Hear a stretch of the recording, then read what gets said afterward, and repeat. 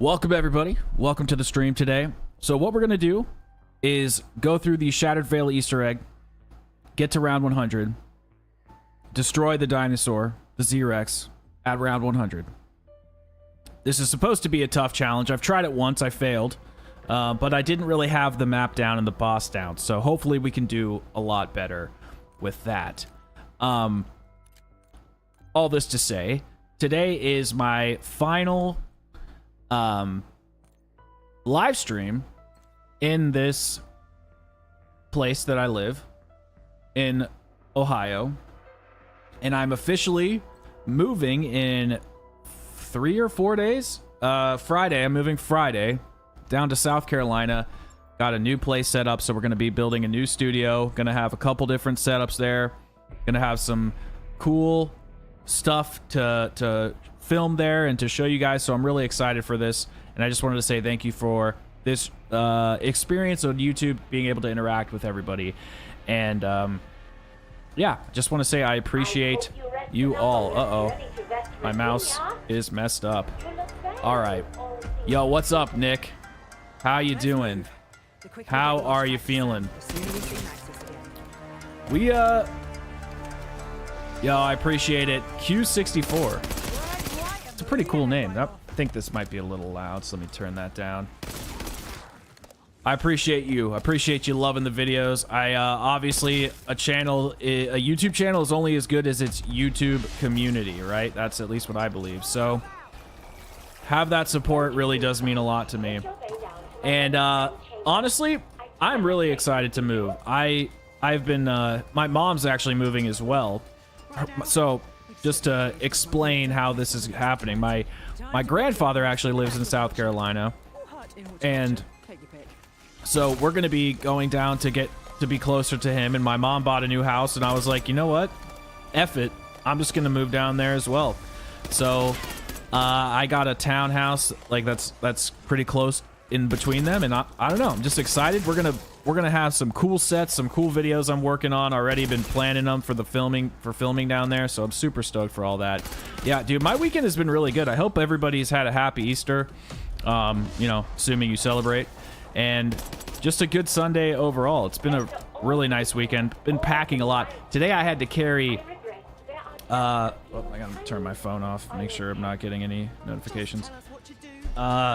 Today I had to carry a treadmill, a workout bike, and I don't know, just a bunch of stuff. It's been a little hectic, but it's nice to be physical. You know, it's nice to get the blood pumping. But you know, my mom's almost 70, and like I have to do everything for her. Like I can't. She has to. You know, she can't like lift a treadmill. So doing it by myself was pretty tough. But you know, it is what it is. It is what it is. All right, we got to start getting a couple perks here so we're not like wasting all of our funds. So let's buy a quick revive.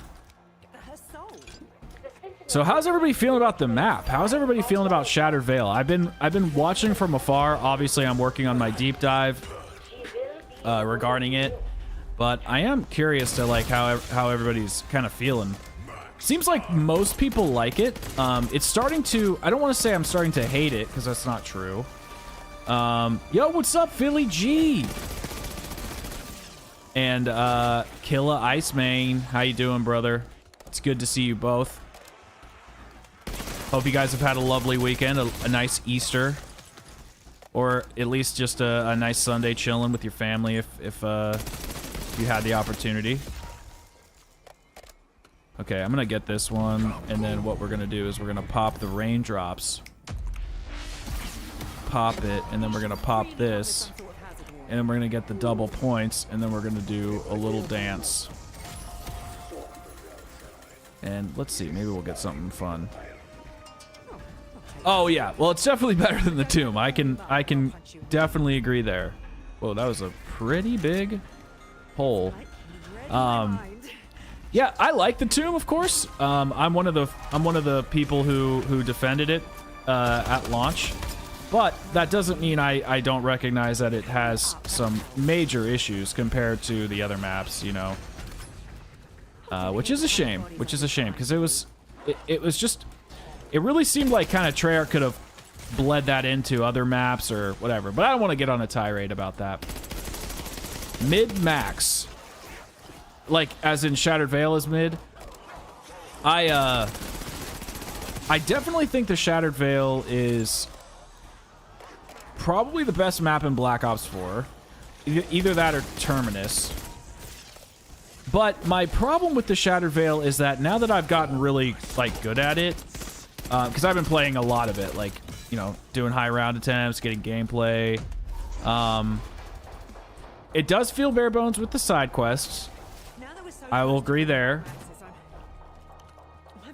But I still do think that I do think it's the best map. It's the best Easter egg.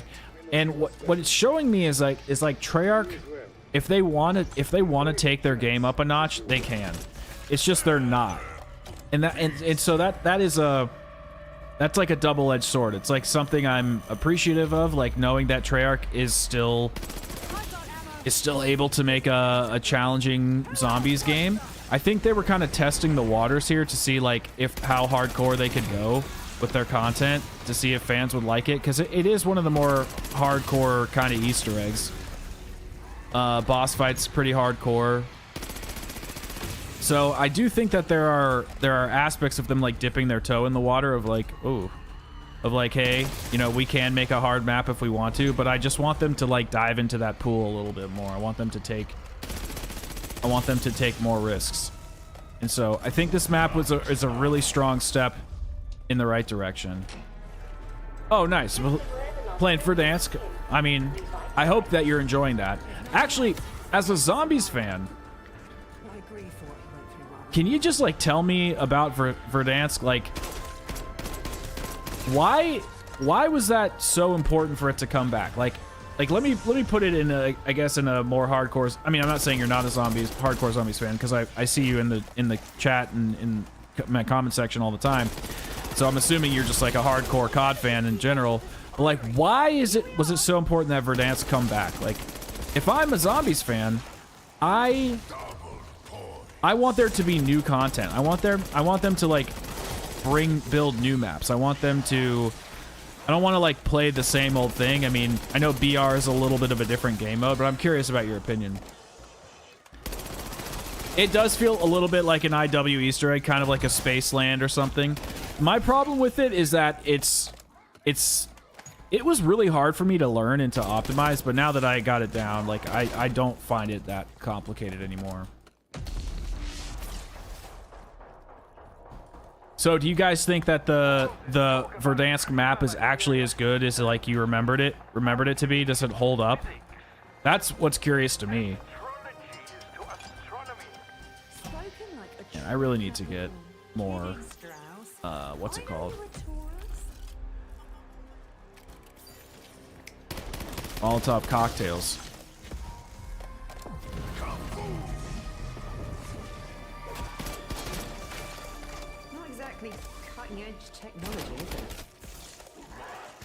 Like, I just think if they remastered like Blood of the Dead 17 times, or not Blood of the Dead, but Mob of the Dead and Alcatraz for zombies, that people would eventually get annoyed by it. But the cycle of BR is just different.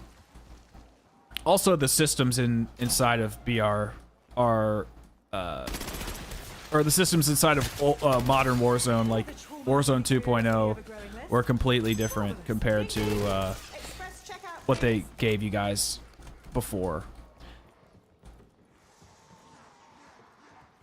Vertical zip lines are needed in some buildings, though.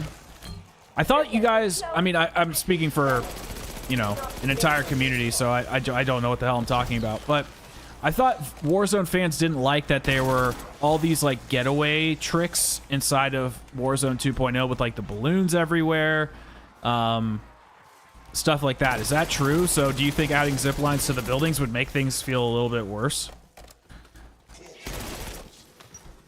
And when I say worse, I just mean like more easy for the casual.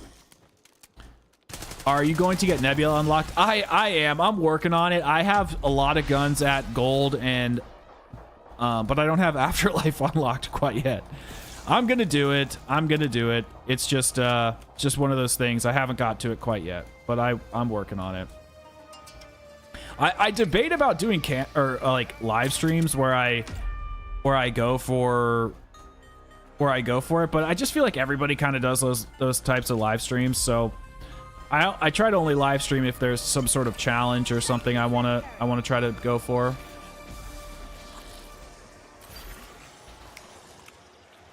Zip lines to the buildings are really cool because some of the buildings have like 12 flights of stairs. Yeah, I mean that definitely makes sense.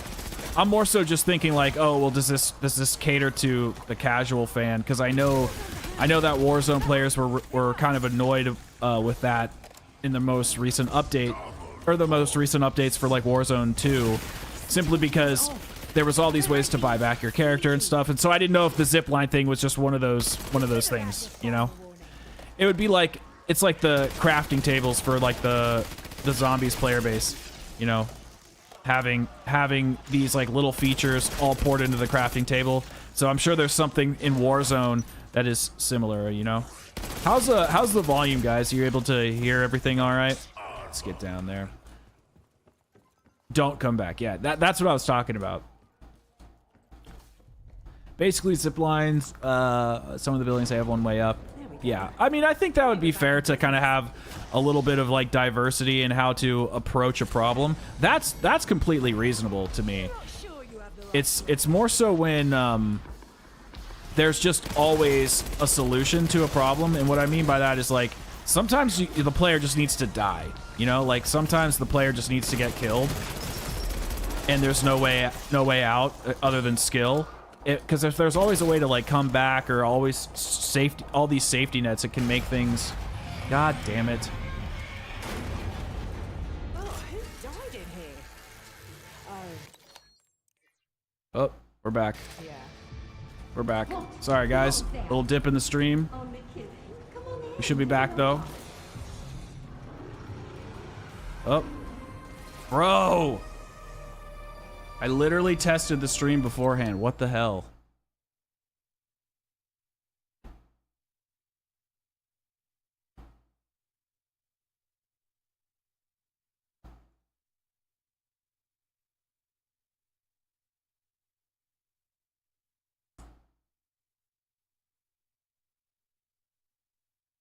All right.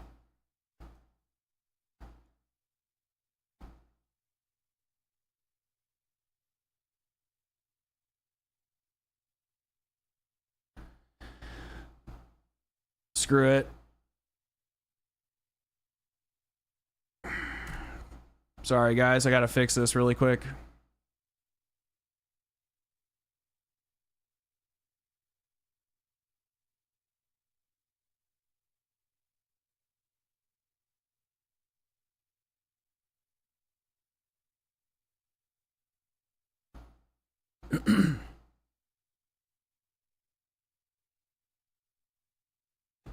All right.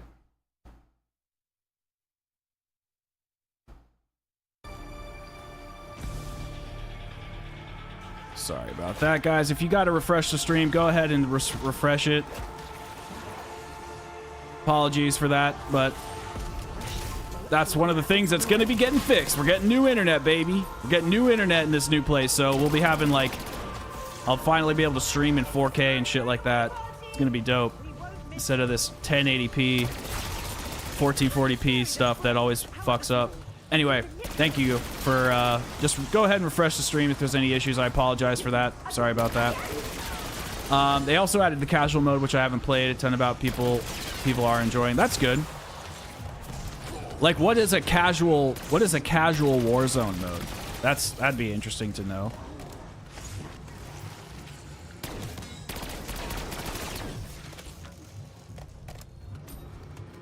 Zip balloons were cheesy, give you more opportunity. Camera grinding stream would be nice every now and then just to chill. Yeah, I don't disagree with that. I don't disagree with that. Okay. Oh, yeah. So, like, players can get kind of used to it. All right. We need to start opening up some things. Players can kind of get used to the map and whatever. Yeah. Yo, what's up, Jesse? How you doing? How are you doing? Let's try to find the dynamite. Then we'll go and we will get the rest of the... What's it called?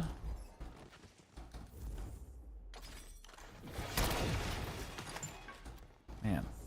Gotta get those seeds. Yo, love your channel because you lost your channel. Oh, yeah. I know. I did rebrand, and it did screw up everything, but, you know, I do think it was for the best because, you know, the previous branding was just... I don't think I did a good job with it, so really want to take things a little bit more seriously, but yeah. Yes, I am doing the EE. We're doing the EE. We're doing the high rounds, and we're gonna do the boss fight as well. All right, let's see if I have to.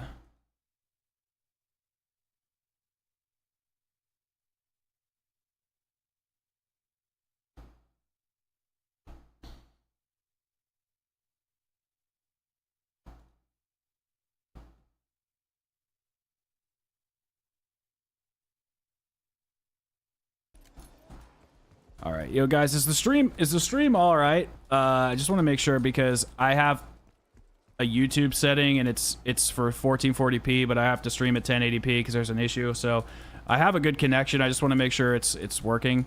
So just let me know. I haven't done the EE yet. We're doing it. We just started. We're doing it right now. Yeah, well, we're going to be doing the Easter egg first. It stutters occasionally.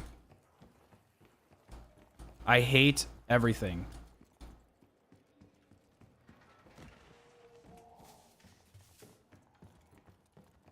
No, we haven't done the Easter egg quite yet. We're doing it right now.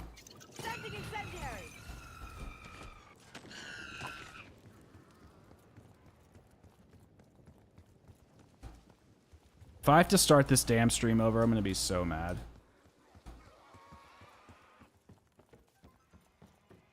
Okay, so we just need the floppy disk.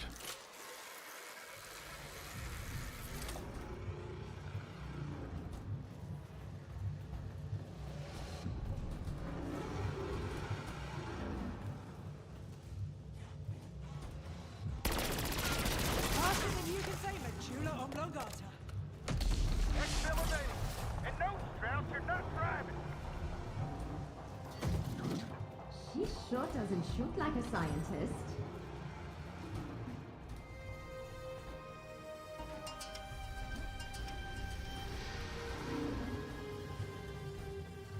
Bro.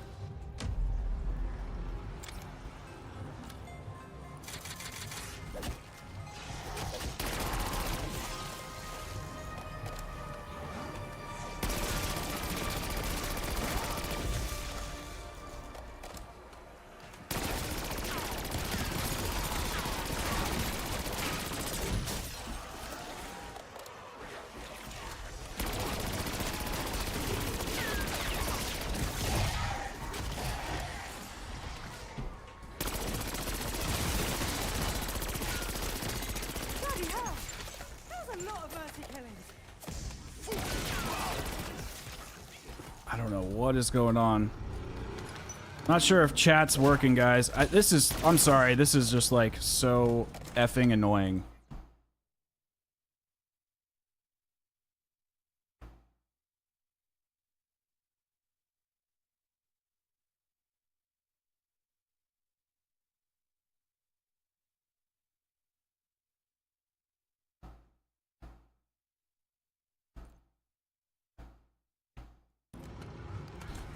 If anybody's in the chat, if you guys could just let me know so I can make sure that the stream is working, be really helpful.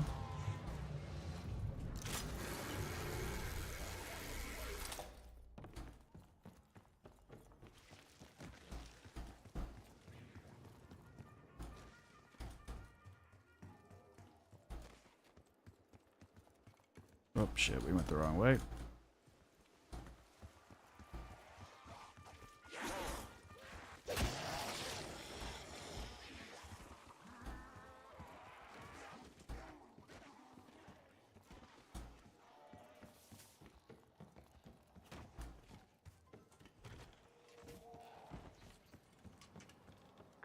Backfill is delayed. I will conduct a cyclic system inspection.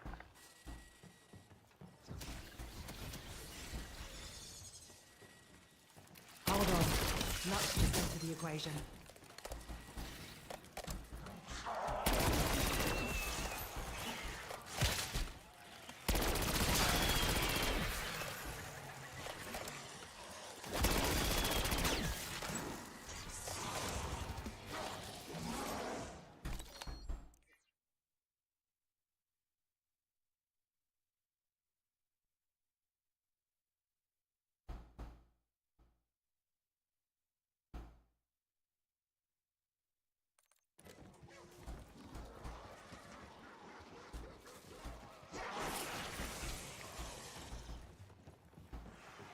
Okay, moth. Never overlook the tiny details. What's this? Another roadblock for our intrepid imbeciles? It's a wonder you've made it this far.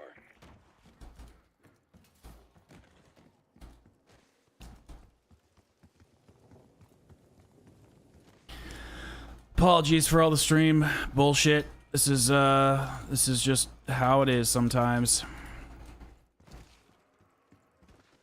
Oh wait, no, that's the wrong way. But yeah, we're going for the Easter egg and the high round, so we'll get most of that Easter egg done. So I think it was moth, right? It was M.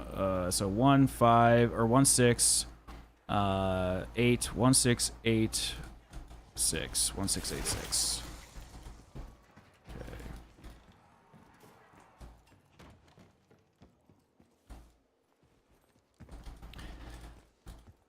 I've only been on for... God damn it, dude. Well, I'm having all these streamed issues because my internet sucks.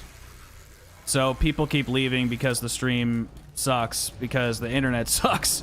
So usually I'll get anywhere from like 20 to 50 viewers. It's also late on a Sunday night, which is not always, you know, conducive for getting viewers. But my internet is just fucking trash. And it's really pissing me off right now because I can't do anything about it.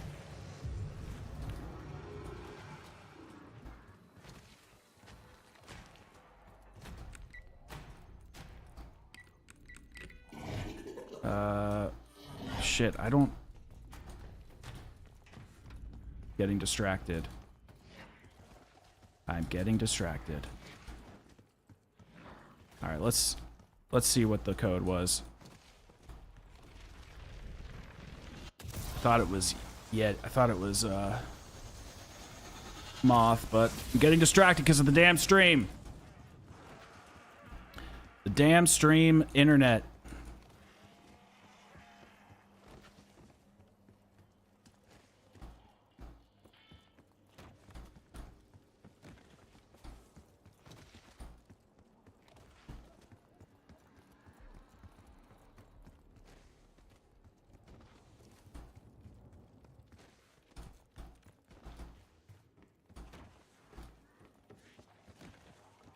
Oh, wait, let's go this way. Because I missed the code. Because I'm frustrated. It was moth. Okay, so what did I miss? It was 1686, I think. Actually, let's get Pardon me while I slip into something more. let's get stamina up so we're not just slow poking around here. If we weren't so busy, I reckon I could break my push-up record.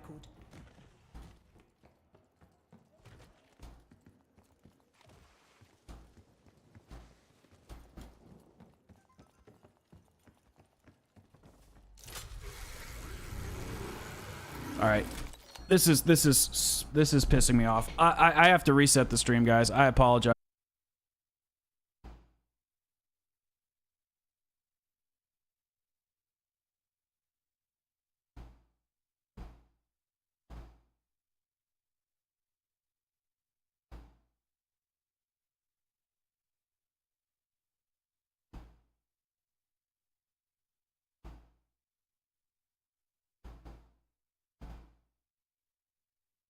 Alright, sorry about everything, guys. Hopefully this is fixed.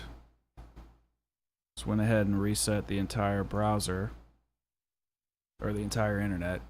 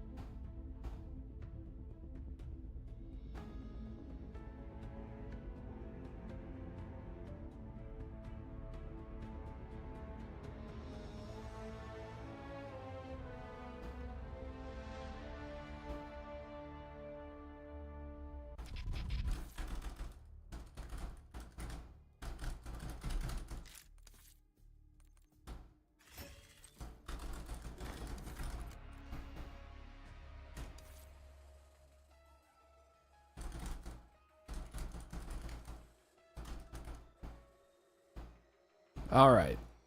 Hopefully things are stable finally. Jeez. Every time I try to damn stream, this shit happens. I'm so sick of it.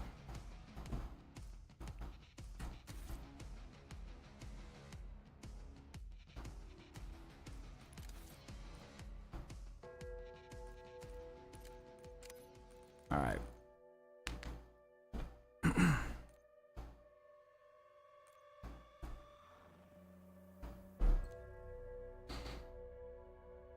Sorry about the hiccups, guys. Everything looks much more stable now. I don't know what it is with my router, but for some reason it just if it's on for too long, it just like feeds a like inconsistent connection to the computer and it just fucks everything up. And I test everything beforehand, but it seems to just not like to work. So we're back at it. We're gonna get this damn Easter egg solved, get it all good, repost it on Twitter. Let's get these live streamers up, or these numbers up. Appreciate you all. All right.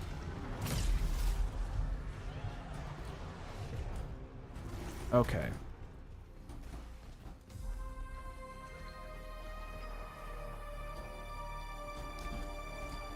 Actually, it's not the right way. Finally! What a howling puts my teeth on edge.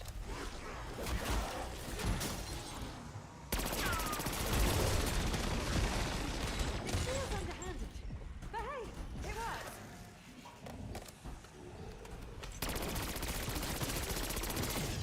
Oof, still feels off. I don't like being sneaky. Stuck, kid.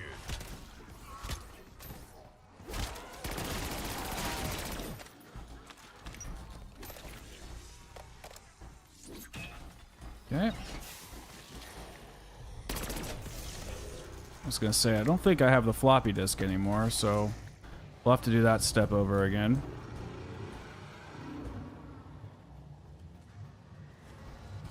Oh, who died in here? Oh, yeah.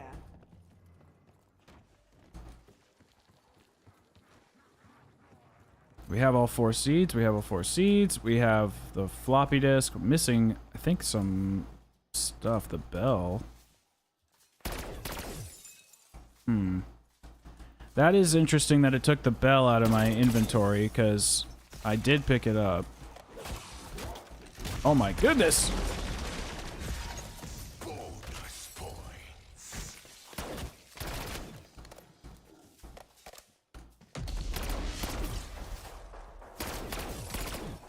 Okay, so it does reset your inventory. That's interesting. See what shows up. Okay. Let's get some armor. Oh god. Thesis flashbacks.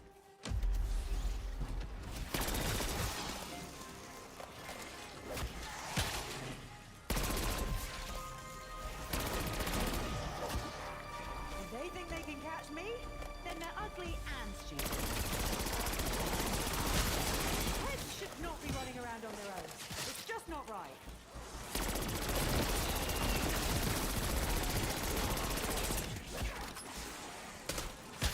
Double points. Planting decoy.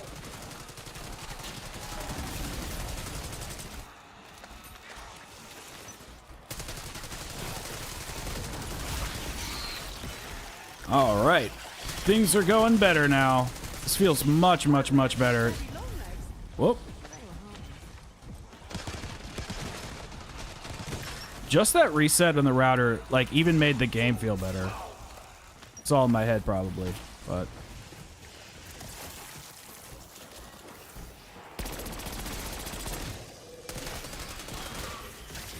Okay. Moth, just like we thought. Nothing's coincidence.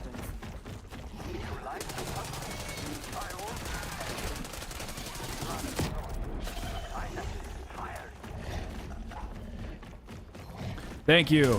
Thank you, Mindy. It was fucked up because my router was all being cringe. But we fixed it, so hopefully people will come back. I feel bad because you know, I don't want to give people a bad experience, but, you know, internet will be how internet be, I suppose. Moth. Okay, I gotta go get the code. We also probably need double tap for sure. Not feeling anything yet? Oh, wow!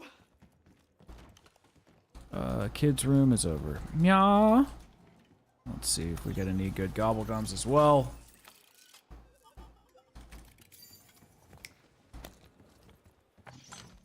Okay, so 1, 6, 7, 6, 1, 6, 7, 6. Okay.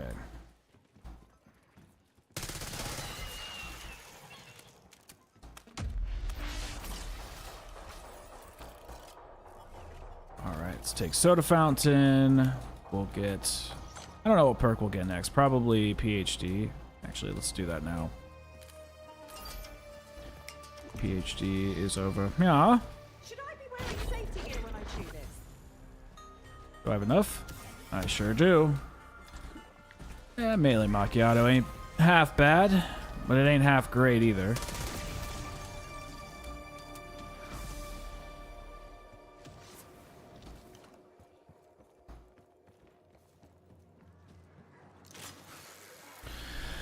Perfect.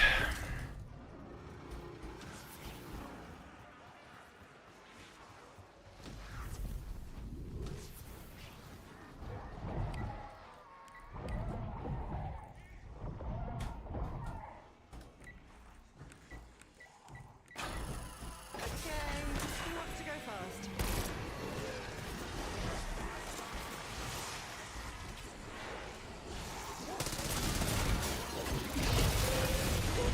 Must be that rose thing Armor told me about. Max armor. No hard feelings. You were in my way. Decoy thrown. Last thing we really need here is the dynamite from the box.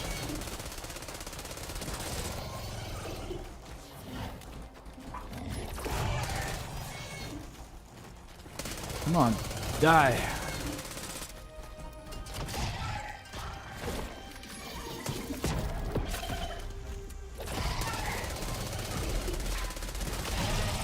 There we go. A hand. Could be useful.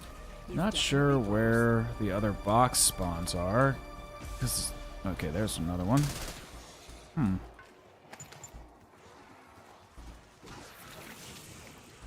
Getting some pretty bad RNG with the box, with these boxes.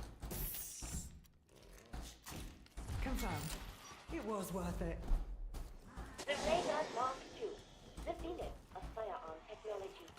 Needs a better name, like the Exploderizer. Yeah, that would be better. Oh, there it is. Okay, so we have... What are we missing? They're lost, your game. Yada, yada, yada. I can't remember. But let's go get these canisters.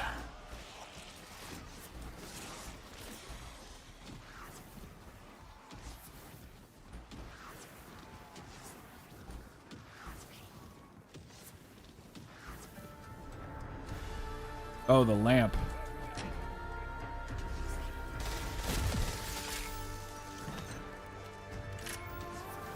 Can't believe they took all that stuff out of the inventory. That's pretty frustrating.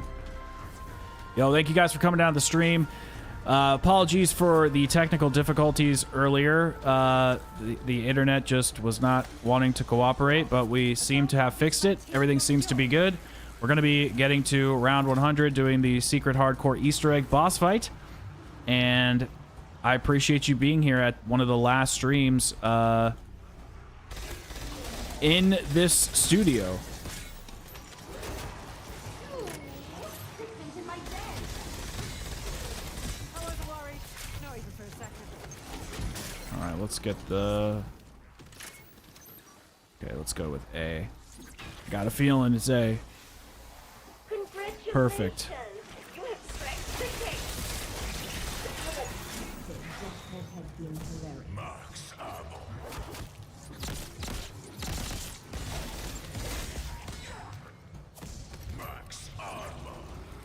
Perfect, perfect, perfect. Okay.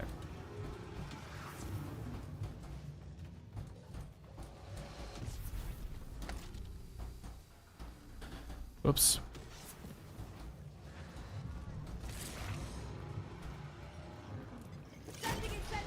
Science in action. All right. I think it's this other canister is probably going to be He told me they planned for it. over by the bedroom. Sorry. Whoops.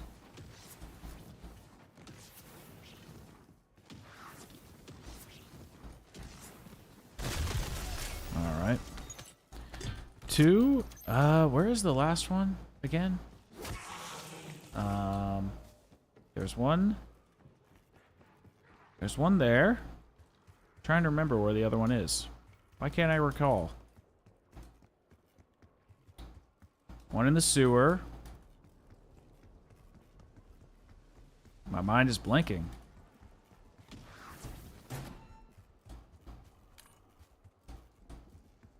Packing it in like foie gras.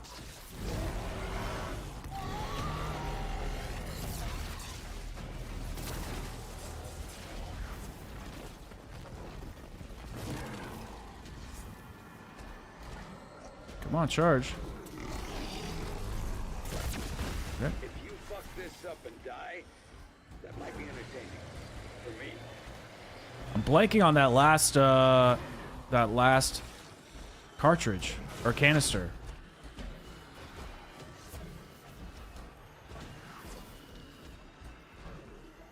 Does anybody remember what the last canister is? We have the gas one, we have the one that was in the bubble, but I can't remember where the other one is.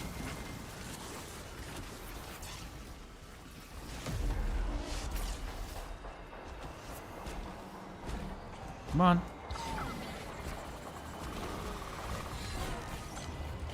I think it's like BO4 is probably my favorite. Black Ops, well, first of all, welcome, Kevin. I appreciate you. That's right, Casimir. Good one. Good call. Good call. I'd probably say that Black Ops 4 is my favorite. Then I'd probably say BO3.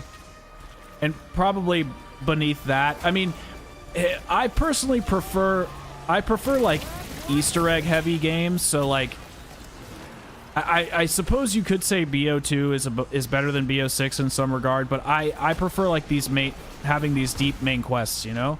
And I don't think BO2 had them in the same way that I mostly prefer. It's almost hard to rank them in a way. They're so different from one another. But yeah, probably BO4, BO3, and then BO6. And then if I had to rank like BO1 and BO2, I think BO2 is my least favorite game out of all the Black Ops Zombies content that we've gotten so far. I mean, maybe it's above World at War just because World at War doesn't have that much to offer. But I really like BO1 quite a bit. I was really surprised by that as well, considering I missed like the live service aspect to BO1, and I've just been going back and playing the games blind recently. Like, not blind, I mean, I've played them before, but in like really grave detail, and completing like all the Easter eggs and doing all sorts of crazy stuff. And BO1 is just like a masterpiece, and I can't believe I missed out on it. It makes me kind of sad.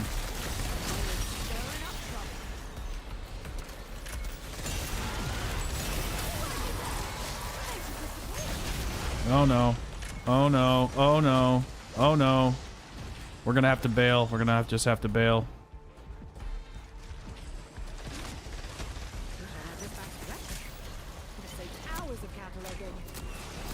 Just had to bail. Just had to bail. Yeah, what do you think about Black Ops 6? Like, where would you rank it?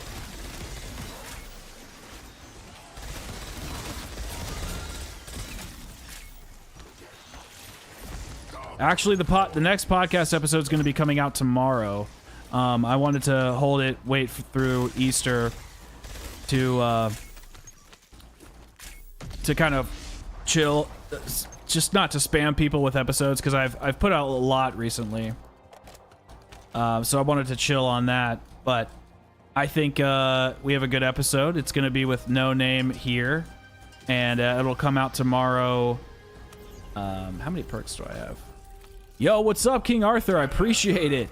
Love the content, man. Do you have a theory on how our current zombies crew wound up dead in the first MWZ intro? You know, that's a very good question. Now that you're kind of mentioning it, I think I maybe do, but I'm wondering if in order to like get back Sam or something, maybe our crew tries to sacrifice themselves to get her back or whatever, because they were really decomposed, right? And that game took place in 2021, I believe, the timeline for that. So maybe they do some sort of self-sacrificial thing to try to get Sam back, and then it fails, and then Sam's still in the Dark Ether, which is why we saw that crazy stuff with Ava? What is her name? At the end. Because we're not sure really who that is, right? All right, let me get out of here for a second and get my ray gun pack-a-punched. But I'm wondering, what if... Listen, I'm a kind of a psycho when it comes to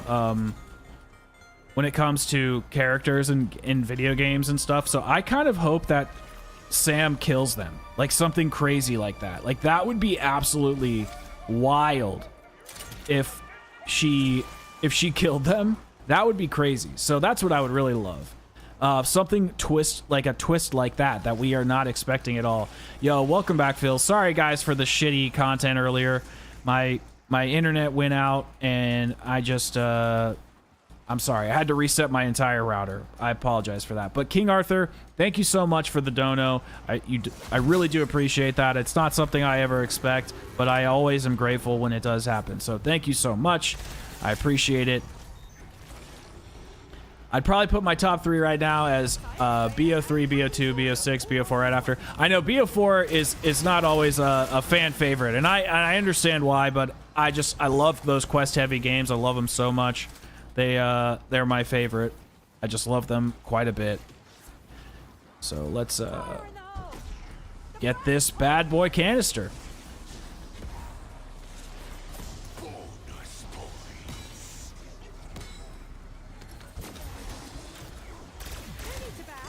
Okay. Royalty. Oops.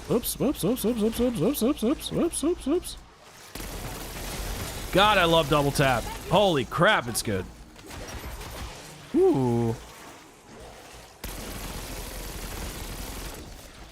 Alright, we should be good now to frickin' kill that. All those vermin. All those frickin' vermin. I don't know if we will find out what happened to them, because there wasn't a cutscene with in this game, because wasn't there a cutscene recording of Gray from the late 90s in World War Z era in MWZ? Yeah, I think there was. I mean, it depends. Like it just depends. I just hope that something crazy happens. Like think about Game of Thrones. Think about why that show was so popular, right? It was because. Oh, I don't even have enough essence to time travel. That's annoying. That still isn't enough. Oh my gosh, I need 5 more cents. 5 more cents to travel in this teleporter. I don't want to waste our raindrops on that.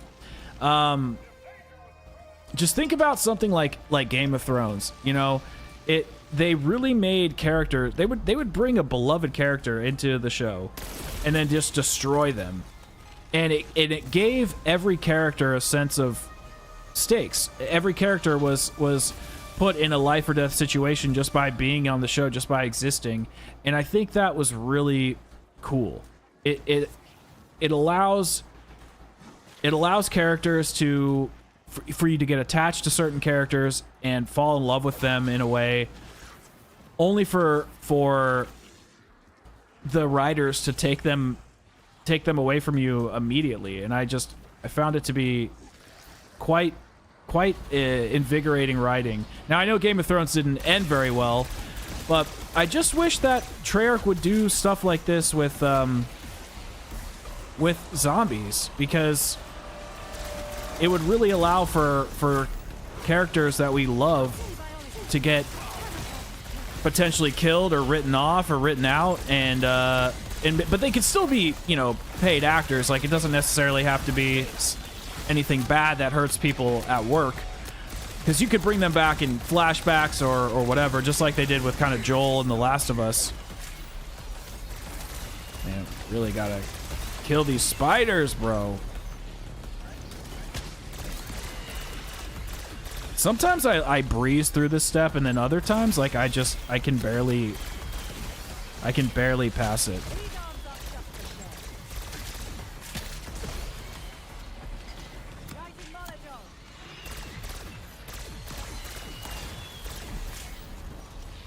One second. I'll read your chat in just a second. I just gotta pay attention for a moment.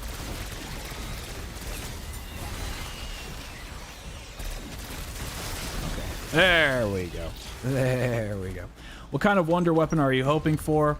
Well, ideally, I would like something along the lines of what they did in... Well, let me make sure I clear this up, because it's going to sound like I want them to reuse wonder weapons. But I would actually kind of hope for something along the lines of what they did inside of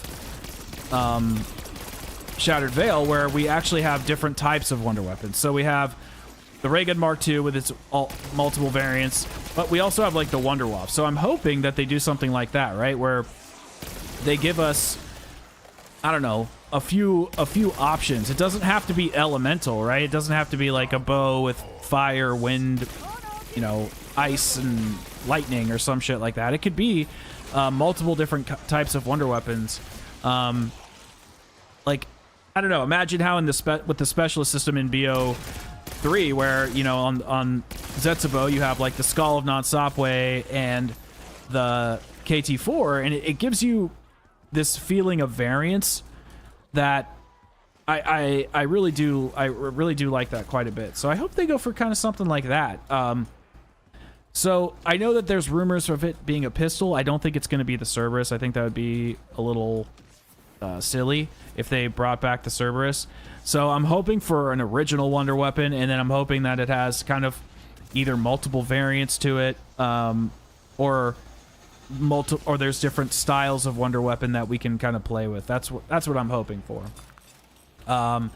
Sam, winning and killing the crew would be the best decision they could make. Also, serious. Yeah, I think it's because he's been affected by the Dark Ether, right? Isn't it something along those lines? He's just been affected by the Dark Ether, so he kind of has these powers or something, like, or not powers, but ability to kind of,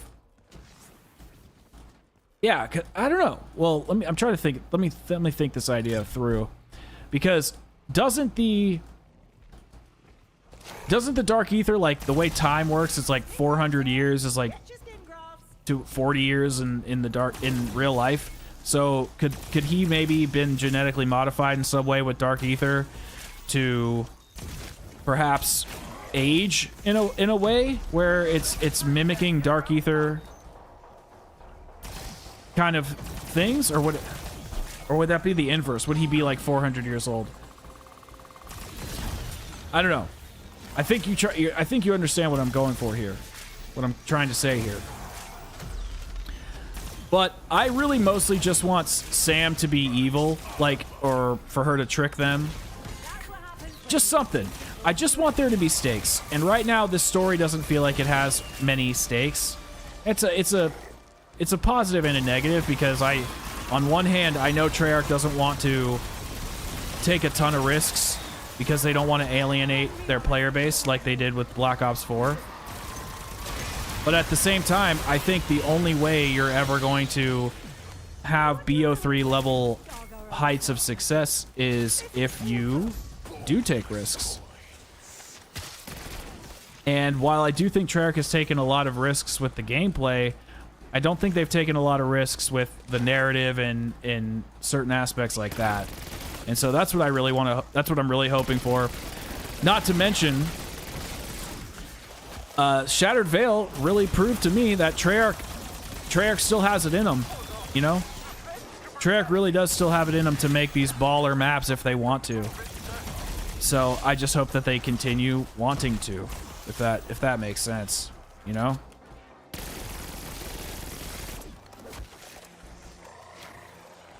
Yeah. Yeah, so then if somebody was toyed around with like that, would that mean if I had Dark Ether in my blood or whatever, would it make me age? I'm trying to figure out, would it make me, would like 1 year be 100 years? Or oh no, he, son of a bitch. I wasn't paying attention. That's true. Teleported in the future through a portal. Something like the Terminator Protect. Okay, that'd be interesting.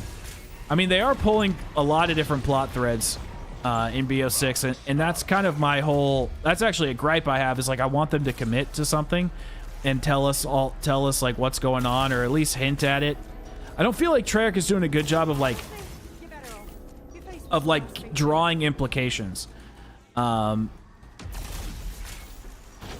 It's something that I think Treyarch was better at with Black Ops 3 and Black Ops 4, like creating little, like kind of how you're implying that Ava, how he's coming back to save Ava or whatever. Like that would be cool if they were kind of hinting at that in some other ways, unless you have a theory to prove or intel to prove that, but I'm not sure. Because I didn't really play a lot of MWZ, if I'm being honest. Oops, I didn't really mean to grab that, but oh well. Yeah, it's pretty wild how much better this map is compared to everything else. It's not even to say that the other maps are bad, it's just this feels like a Treyarch map. This feels like a zombies map. Now, the engine, the actual engine inside of this game is a completely different story, which I do think kind of plays into that. But this is outside of Terminus. I think this is the first map that we've had in a long time that I'm like, damn, this is a Treyarch map. Okay, I got to do the shotgun thing, and where? That one's in the hidden cellar. That's right. Okay, so let's go do that. I don't know. The one thing that Treyarch's been doing that I'm not necessarily a huge fan of is they keep introducing new things without really kind of resolving a lot of information. So the Shattered Veil certainly did address some things about Sam and whatnot. Like we definitely knew, everybody kind of knew she was probably evil, but you know, now it's like official, right? So I hope they continue to just build off of what of the story that they're telling us, and not you know, whoops, and not add more junk to it. You know, they need to just kind of stay on track. I don't want them getting distracted with like a bunch of side quests, you know, like narrative side quests, not like real side quests. I want them to put a lot of side quests in the game. That's a good thing. Okay. All right, we're finally getting somewhere here. I still am so mad about my internet, but oh well. Bygones are bygones. I'm mostly surprised we haven't learned anything about the Dark Ether in general. Like, that's actually probably my biggest like exclamation point, question mark kind of thing is, why have we not learned more about what's going on inside of the Dark Ether? Like, in terms of like what's happening in there, like they could tell us that Sam is still alive, but the crew doesn't have to know, right? Like that's what I think would be interesting, if like maybe we could see Sam as doing a lot of interesting things inside of the Dark Ether that we don't even know about, and we kind of know that she's turning evil, but we're still trying to save her anyway because our crew doesn't know. Like, I don't know. I feel like there needs to be some sort of kind of play. Like, I don't know. There's something missing from this story that's That's not quite pulled me in. I'm interested to see where we're going with Janus Towers and all that, of course. Like I'm not hating on the game. I'm quite enjoying it. But I do feel like something is off with the narrative and I can't quite put my finger on it. Oh, a comic would be sick. Telling cryptic story like Elden Ring keeps us guessing. If they give us everything, there's nothing to be hyped about. I know, but I don't feel like they're doing the cryptic stuff as well, right? You know, and that's what's kind of frustrating to me personally is like think about somebody brought this up in the podcast the other day, but think about how inside of Black Ops 4 they had those radios where the warden was talking to somebody but you couldn't hear it, and the implication was that it was the Shadow Man, but like nobody, we really didn't know for sure, and then it turned out that it was the Shadow Man. And once you complete the Easter egg, you can go back and listen to those radios and you'll hear the other side of the conversation. And like little implications like that, like little teases like that really create a I don't know what the word I'm looking for is. It's like it brings the map alive. It like personifies the map in a way. And I really, really like that. And I don't feel like these maps feel alive in the same way that even maps from BO1 World at War did, and that's okay. It doesn't have to be identical. Like I like where we're going with the gameplay and stuff like that, but it feels like Treyarch is still trying to find their footing with the narrative here, and that's okay. I'm willing to give them time, assuming that they have a story that they want to tell. I just don't know if they know what that story is, or maybe I'm just completely talking out of my ass, and that's okay too. I also really want Ava Jensen to be brought up, since she seemed like she was going to be a big part of Liberty Falls. I know. That's what's really frustrating about Black Ops 6 as a whole. It's like they teased Ava Falls for Liberty Falls at the end of MWZ, but nothing really happened other than just like we went to MWZ. You know, inside of the Liberty Falls cutscene, they tease Sam, they tease Richtofen, but then we don't really get any of that stuff until Shattered Veil. It's like Shattered Veil in the Liberty Falls cutscene were like 2 cutscenes for the price of 1, which is it's not bad. Like in hindsight, it's just it's a little different. It's a little different than how they've done things before. And granted, we do have like 2 cutscenes in this game, so I think they kind of made up for it in a way. No, that's true, but wasn't she pulled into the Dark Ether at the very end of... Like, Ava wasn't born, but wasn't she pulled into the Dark Ether at the end of MWZ? So, if they can teleport or do whatever, I'm assuming that they could bring her up if they needed to. It does feel unorganized, Racer. That's a really good way of putting it.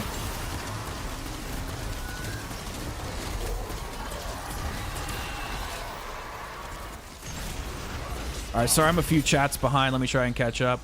If I had to make a comic for Dark Ether, it would be from the POV of these Dark Ether miners that were mentioned, I think, in Firebase Z.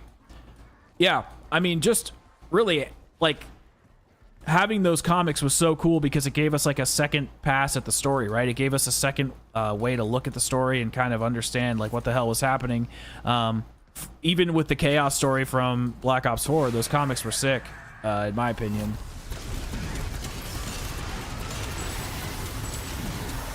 Okay. Whoop, whoop, whoop, whoop, whoop. Yeah, I guess I'll go this way. Has the Liberty Falls cutscene been evolved yet? I'm not sure what you mean, Gia, but it's good to see you, by the way. What do you mean evolved? Like have we, like, well, we haven't learned anything from Panos. Is that what you're asking? Like Pericles Panos? We haven't learned anything about him? No. I don't know if there's anything inside of this map, like intel-wise. I haven't explored the intel yet. So maybe maybe there is something and I just haven't seen it. Yeah. I love those comics, like with Transit. It was so sick. Why can't... As some faithless heretic Oh, I forgot the artifact. Okay. I've done this Easter egg so many times, my runs are bleeding into each other. 57, 04, 48. 57, 04, 48. 57, 04, 48. 57, 04, 48. I just do the challenges and then I immediately go in the portrait. I'm like, Him in there. think I'm speed running something, then I'm not even speed running. From the tribe who built the surface mound. With often Okay, here we go. Oh, there's my dude. terrible power. All right, yo, I just want to say thank you for the super chat again, King Arthur. That was really sweet of you. Appreciate that. Very kind. Okay, let's rush through this. Get to the other challenges.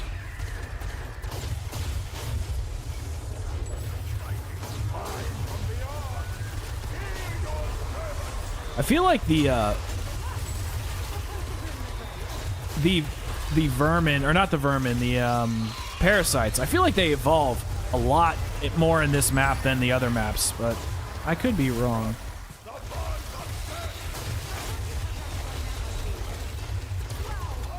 Perfect. Perfect.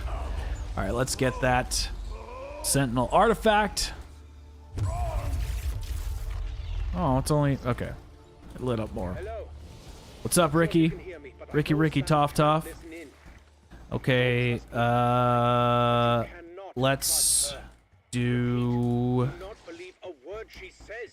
Let's do... Nightmares about hearing that voice again. Let's do the yellow one. Let's go to spawn. Off topic. I'm surprised Treyarch. Talk about whatever you want, Brian, or Brain Dead. Brain Dead.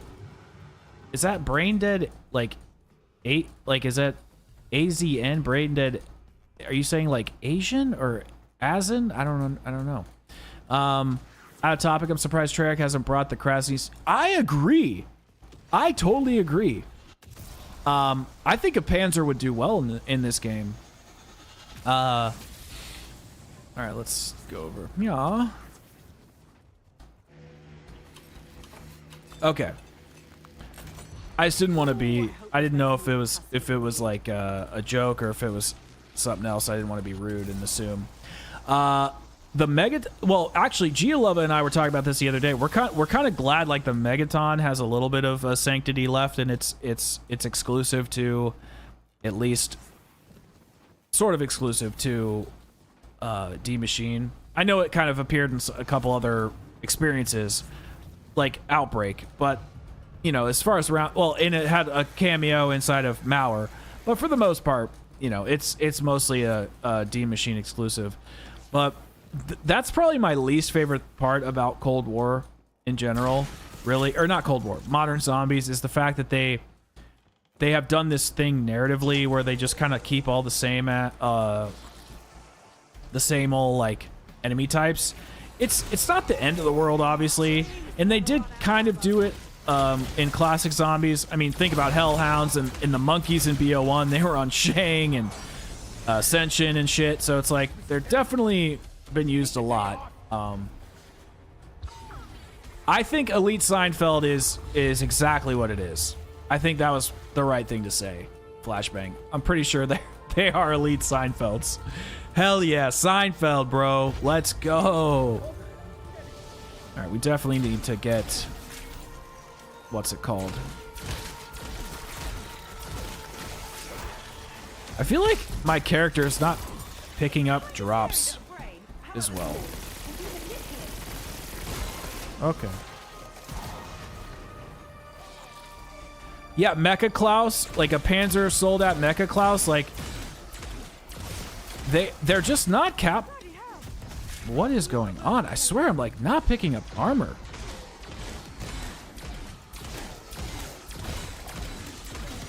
They're really not taking advantage of some things that you think would be no-brainers, you know? And that's what I'm talking about with that risk. You know, taking some risk of character creation or killing off characters. Like, imagine we work with Klaus initially, Be right back. and then he turns into an enemy because we sent him to the Dark Ether. Like, how cool would that be? Don't make me do it again. I couldn't. You're already.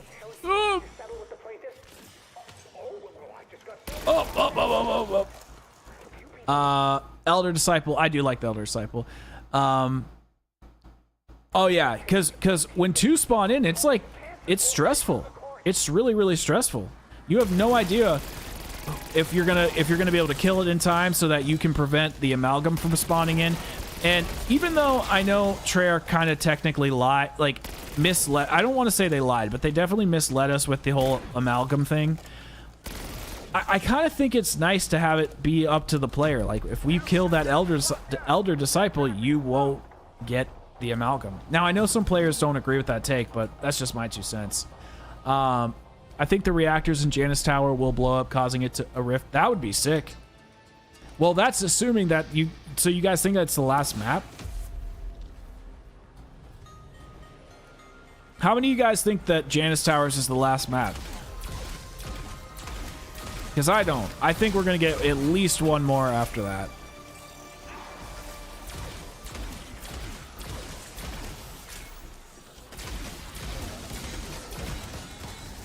Unseen, unstoppable. Just look at all the debt this crack could never What hope to pay. do you think the shadow benefactor at Panos has been taught? That's a good question. My initial thoughts were it was Sam, I guess. I think that's an easy answer, though. So that's why I'm kind of hoping that... That's why I'm kind of hoping that... Turn it down just a little bit. That's why I'm kind of hoping that it's... If Sam is not... If she's not... Okay, if it is Sam that Panos is talking to, I'm hoping Sam is evil. If it's not Sam, and we think about Ava getting pulled into that mural at the end, or that mirror at the end of MWZ, well, I'm hoping that there's some new bad guy that we just haven't ran into yet, and we get introduced to soon, and maybe that sets us up for the next game, you know? It really does depend. I hope it's some sort of Shadow Man, you know, type person. Okay, that was Still keep my wrong. library card?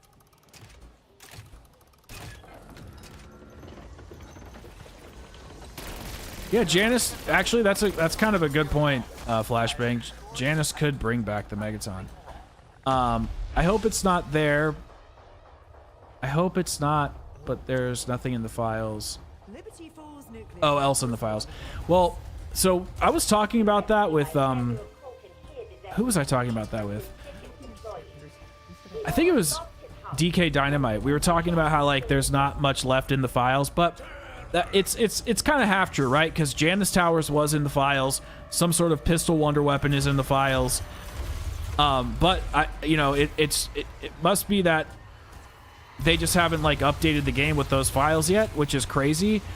It kind of shows you like how far ahead they were with BO6 in general in terms of round-based content, because we knew about like a mansion and the Wonder Waff, like we knew about that forever ago.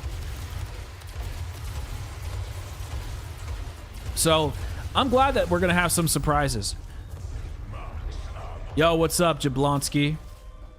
How are you? I appreciate you guys coming despite my shitty live stream etiquette at the beginning where everything's screwed up. I just seem to have the worst luck with internet. But not to make this about the internet for the thousandth time, but I'm getting gigabit internet, so hopefully this is the last time this shit happens. And once I move in there, I wanna stream like pretty regularly. So yeah, I'm stoked. Anyway, come on. This is probably my least favorite challenge. It's the best room, but it's probably my... Actually, I do like the blue room better, I think. But it's my least favorite challenge just because it's so easy. It's like, it's kind of mind-numbing.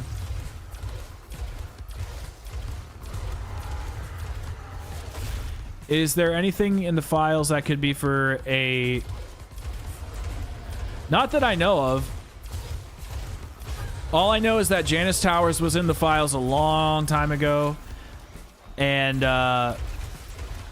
we're just now starting to get more. Like I said, there's some sort of pistol wonder weapon. And oh, and there's 3 perks. There's like ZM perk W. People were thinking that it could initially be Widow's Wine or something like that, or Winter's Wail. And then there's two other perks. Somebody was thinking it could be Zombshell or... So there's like 3 perks and a wonder weapon in a map, but you know, I'm hoping that we get Janus Towers and then maybe we miss a map for season 5 or something. And then we have a map for season 6.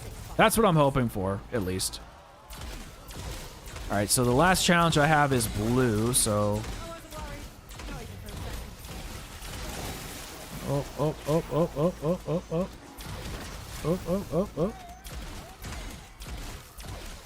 Yeah, so Jablonski, I actually agree with you. I actually really want Mule Kick quite a lot. Mule Kick for me is normally not that big of a perk. I normally actually hate it, but just the way that Black Ops 6 kind of works now, like 3 weapons would be huge. Like, imagine being able to have like 3, I think Citadel's a good example of this, because you have the swords and they really do feel, it feels good to have two guns alongside you. And now that we have double tap, I feel like I burn through ammo pretty fast. Not that that's a bad thing. It's not a complaint, but just to have another weapon, I think would be nice. God, I need Widow's Wine and yeah, that would be so sick. Also, not only Widow's Wine, or Winter's Wail or whatever you prefer.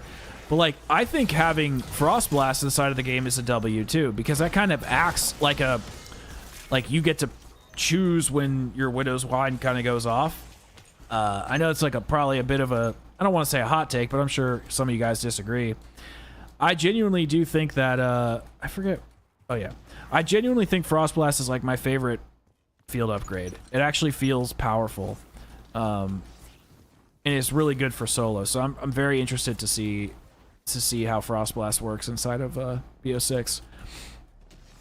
But yeah, I definitely want more fun perks, like more offensive perks, or I guess defensive. Well, defensive and offensive.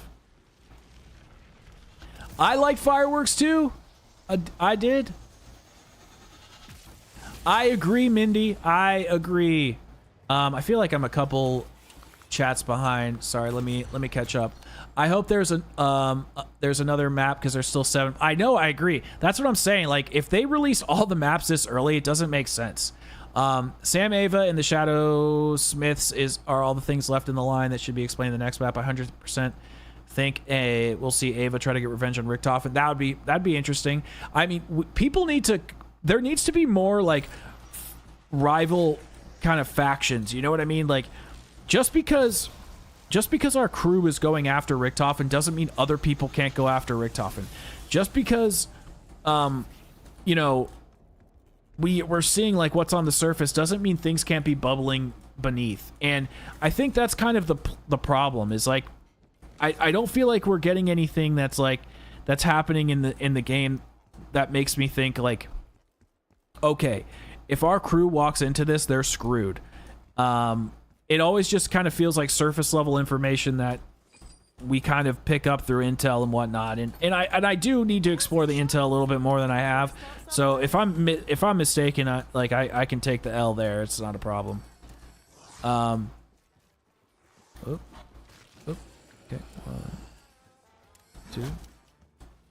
1, 2, 3.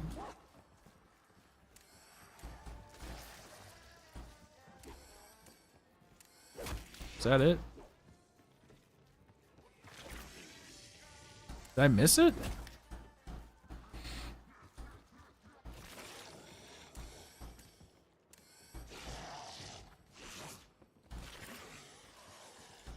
How did I mess that up? That was weird. Step into my parlor, said the spider to the fly. like zombie blood. That would be an interesting perk. Or like, I'd even be down for a melee macchiato refresh, to be quite honest with you. I think melee macchiato needs to be kind of reworked entirely because it is just like pretty much useless in all situations except for on Citadel, which is super lame. What's up, dude?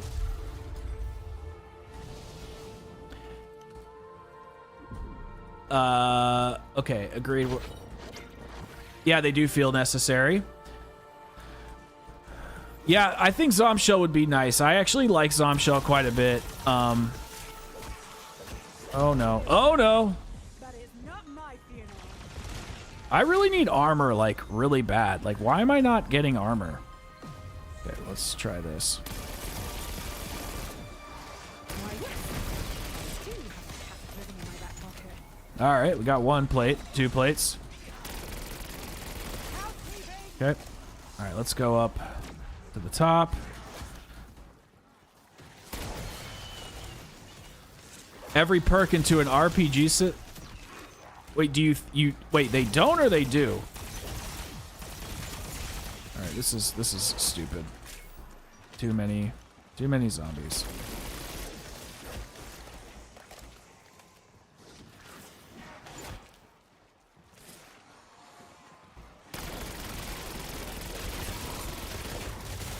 Serves you right for not killing me when you had the chance. Looks like it's my show. Alrighty. Keep on rolling, baby. You know what time it is. Do you mean, like, when you say turn every perk into an RPG system, do you mean, like, in the actual map? Or, like, what do you mean? That flag was the property of one Whoops. Sorry. Reading the chat. Okay. Alrighty. It should be like that. Yeah.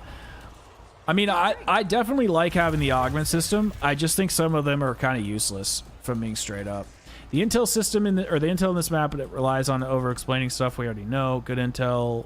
I think really good intel in Shadowvale was the clone son. I don't even actually... Oh, well, I'm assuming that has to do with Richtofen and Sam, his son Samuel. See, I didn't actually even know about that. Like, that's sick. Like I think intel should serve 3 purposes. Well, maybe 4. Relics for the Easter eggs so we can see them. I just think that's cool. Exposition for stuff like they maybe don't want to explain because it's not as important, but it's like stuff they, we should know narratively. But then there's 2 categories I think that are very important. Explaining inter workings of the mind of our characters so we can know their like personal feelings that they don't share with the group. And then creating intel that like hints at things that are bubbling underneath the surface. And I don't know if the intel in this map does that or not, but it really didn't do it in the it really didn't happen inside of the first few maps as far as I can tell. Well, I take that back. With Terminus it did. I feel like that happened in Terminus for sure. Decisions. You did it. Well, don't you consider... I'm a little confused, Jablonski. That's why I think I was asking if you said... If you meant the opposite of what you said, because don't you kind of consider the RPG system to be in the perks already? Thank you for delivering the artifact. I guess maybe I'm misunderstanding what you're potentially trying to say, which is fair. I am an idiot.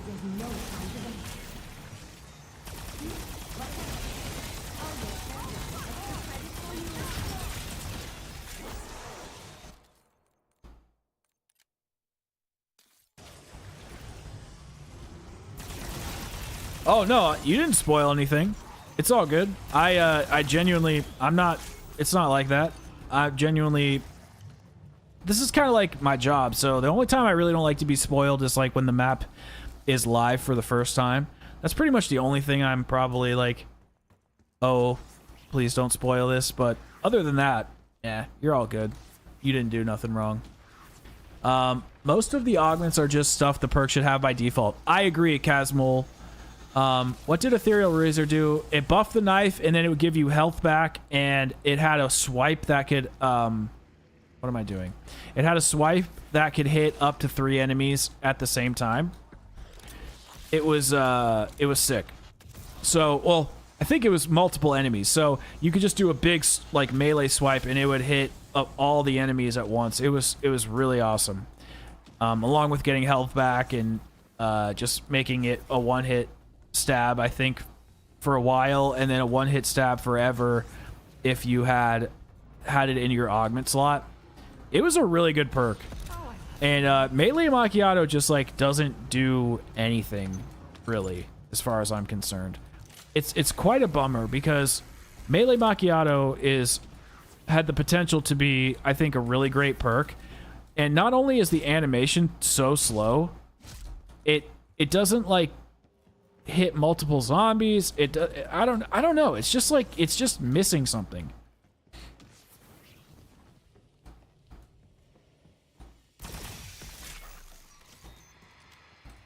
All right. With all the tomahawks lying around, Shattervale, dude, you're telling me, Racer, you're telling me.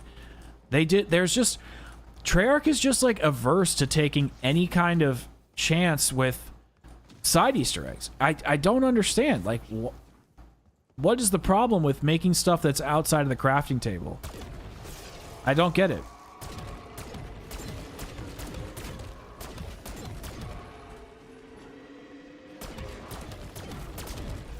All right, easy peasy. Let's go to place number 2. With what if augments were reworked by sorry, 2 augment stories happening simultaneously? I mean, with the augments perks, I mean, yeah, with the augments for the perks individually and overall. I mean, personally, I actually think zombies would be awesome if it had more RPG elements to it. I actually really do believe that. It's a bit odd. It's like having a sixth sense. I just don't know, but it has to find a balance between having the RPG systems in the menu and in the actual game. With the augments as of now, it's pretty free and each perk has meta augments. I also wish that they would allow for augments to be like doubled. Like, imagine having 2 major augments inside of a map for completing like a side quest or something. Like, why can't Treyarch do stuff like that? I don't know if all of them would necessarily pair, but like, imagine having like probiotic with you know, the turtle shell or something. It would just be like a super buffed out you know, jug that you could have. Maybe they're going to do that for the super Easter egg. I brought that up to Lego, and Lego was saying he doesn't think it'll happen, mostly because the way that the game is designed, he doesn't think that the perks can always pair together. So there's like, he said there was some, like, imagine the oh shit, what's it called? Energy Mine. Energy Mine like doesn't have the ability to necessarily pair with any of the other major augments because the augment system, or the way that the perk works, it has like different animations and stuff. And I suppose that's fair, but I feel like there should just be a way for us to do Easter eggs and get more powerful stuff in the game that could kind of work as a in-map kind of RPG system, which is what I think Zombies was going for initially, but now it's kind of found this middle ground where it's trying to hit stuff in the menu and in the game, and I don't think it's doing a very good job of bringing these RPG systems into the actual map itself like they used to. I think they're kind of avoiding that and going for more of just the menu satisfaction. Like, here, grind through a couple levels, get your augments going, and then like wait for the next update until we give you some more. Just any type of reward like that. So what I'm saying is what I'm saying necessarily is like, I have to rephrase it a little bit. So, like, one of the things I like about classic Zombies is the ability to become more powerful than the game says you can be. Sorry. So, if I lost that, I was going to be so mad. So, one of the things I like in classic Zombies, let me start over, is being more powerful than the game says you can be. So in Black Ops 3, an easy way to talk about this is the perk system. You can get extra perks by doing side Easter eggs, or you could get the perkaholic or whatever, right? Well, in Black Ops 6, you get all the perks just right out the gate. So I talk about this in the podcast all the time. So you get all the perks just by buying them. And so rather than just being able to buy stuff, like classic zombies would allow you to essentially earn them through rewards. Well, the reason that worked is because we had a ceiling of how powerful we could be. And inside of modern zombies, the ceiling is all the perks. You know, you get all these augments and shit. You get all this crazy stuff. But if we could have more major augments on at the same time, or more minor augments on at the same time, or something, it allows us to break the rules, essentially. And there's no way to break the rules in zombies. And so what I'm saying is, like, the RPG systems they used to be inside of the maps themselves, like getting the getting those special power-ups in BO2, or getting those like secret insta-kills or whatever, all that shit. It used to be hidden inside of the game, and now it's not really like that. It's all in the menus, or just like kind of designed into the core language of the game, and that's fine. But it would be better if there was just methods that allowed you to get more powerful than what the ceiling is through passive purchasing, like earning points and then purchasing like a perk at the machine. And I just don't think that Black Ops 6 and Treyarch are willing to do that, because everything that you get is just in the game. You know, why can't they create an ether blade, you know, weapon inside of Shattered Veil, and then, you know, put it as a slot inside of the crafting table? Like, why can't they do stuff like that? I think it's because they're choosing to not do stuff like that. And even inside of the game, you could create ways to make it more powerful, like updating it to the Hell's Redeemer kind of thing. Those are like RPG systems, but injected into the map, and I think they need to have a sweet spot of having RPG aspects in the menu and RPG aspects in the game. It's a complicated thing I'm trying to say, but I think it would really make zombies a lot more replayable. Maybe some perma perks.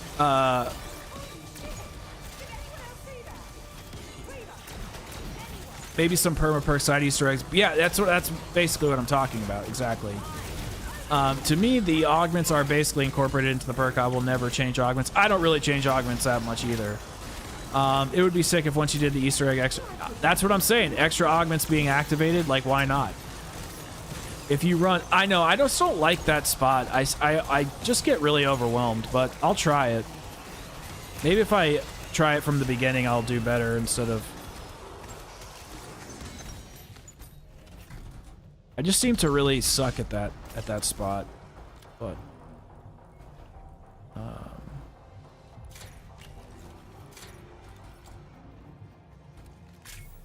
we'll give it a shot. Why not? I haven't really tried it. See, this is why I always get freaked out, because of these damn the gas ray gun and WAF. So the yellow ray gun. See, you're basically going against all my skills right here. I'll definitely not switching to the gas ray gun, because that one I think fires too slow. But I mean, I guess maybe it wouldn't matter for the high rounds, because you're not going to really use it. The lack of teleportation in the map could have been made with a Shadow Smith teleportation or something. Sure. Like, there's just little things that Treyarch is not doing in the modern age of zombies that is just really frustrating. And to see that they still have the capability of leading us there is really hard for me to see, because this map proves that Treyarch can go crazy if they want to. It proves it. But they're holding back intentionally. Or, and the thing is like, people will say, oh, you know, maybe they're saving stuff for the next game, but it's like, dude, they've been saving stuff for the next game for like a jabillion years at this point.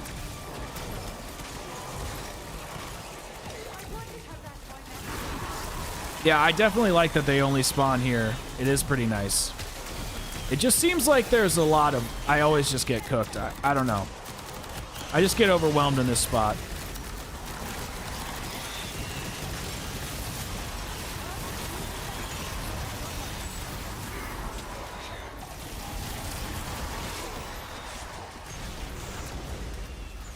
Okay. I would only do with this strat with the gas ray gun. It's dangerous.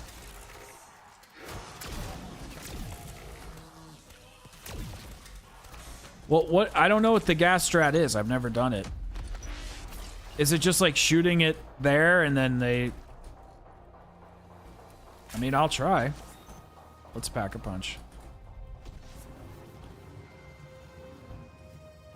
I know. I mean, the whole engine thing is a problem, you know? Like, what... Why did they have to switch everything to this engine? It's still good. It actually really takes away from the distinct feel that Treyarch had with their game.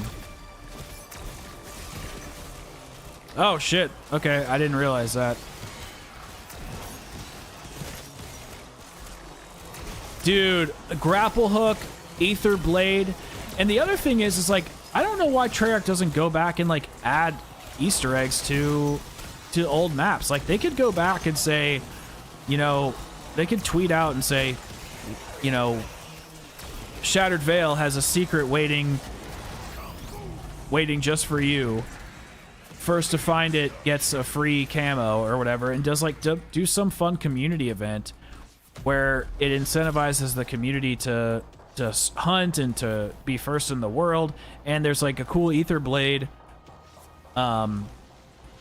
hidden weapon somewhere, and you unlock a exclusive dark ether camo, and then after it's found, perhaps you know, the community can grind for it, but they just got it for free first. You know, like Treyarch has been absolutely silent ever since launch, and I don't like that. I really don't like that at all. I think it's super lame.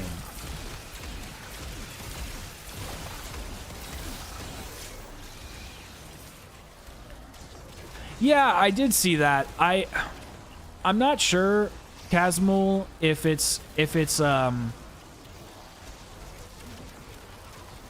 means that there are more Easter eggs, or if it means that, like, because the way they phrased it, I could also see it meaning like,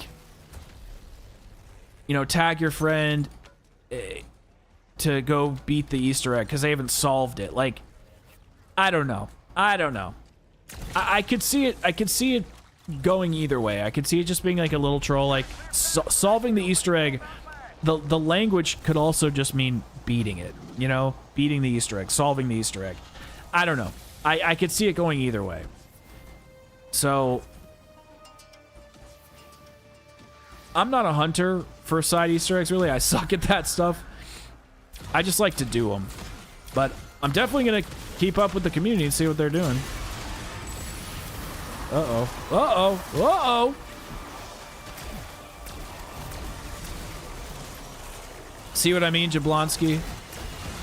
Just me getting cooked right off the rip. Oh yeah, the Pied Piper thing. Dude, I would love if there is an ether blade or some sort of hidden thing.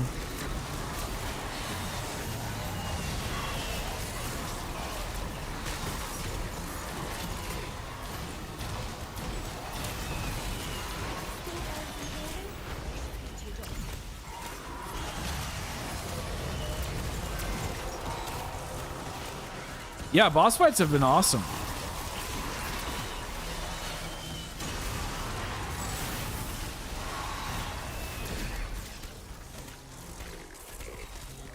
Black Ops 6 genuinely only struggles in one department, and it's the narrative.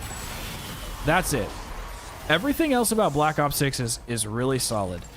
The problem is that narrative bleeds into so many aspects of the game, and it hurts other parts like side Easter eggs and main quests and stuff like that. It's very frustrating. And when I see Treyarch, you know, crushing it with a map like this, and I'm like, damn, they really do have the ability to take it to the next level if they so choose. Oh, Noah. Oh, Noah. No, I do not. I genuinely do not.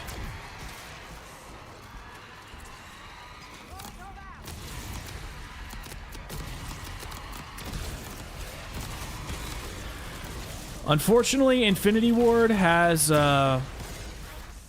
Activision, like, I'm gonna this, I don't mean this in a bad way, but like Infinity Ward like has Activision by the balls or something, because everything Infinity Ward gets or wants they get, and I feel like Treyarch is just constantly getting screwed by the stuff Infinity Ward does. Like, I've heard that this campaign feels more Modern Warfare-y. This game feels like Modern Warfare in its entirety. Not like Modern Warfare 3 or anything like that. Like, it doesn't feel like a Black Ops game. Spam the gas in the corner at the start. Okay, I got it. I'll try that next time. I know what you mean.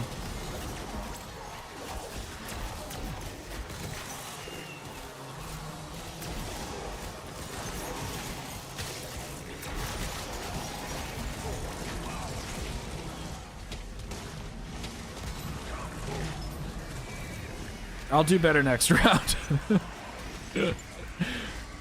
Yo, what's up, dork? How you doing? We're just a bunch of gamers, dude.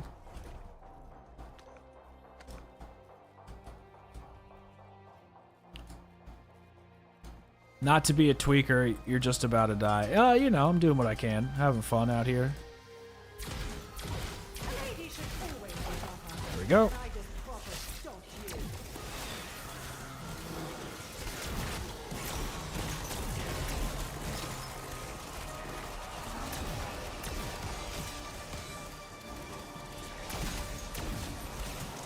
I'm probably going to leave this spot. I do not like it in here at all. This is sketching me out.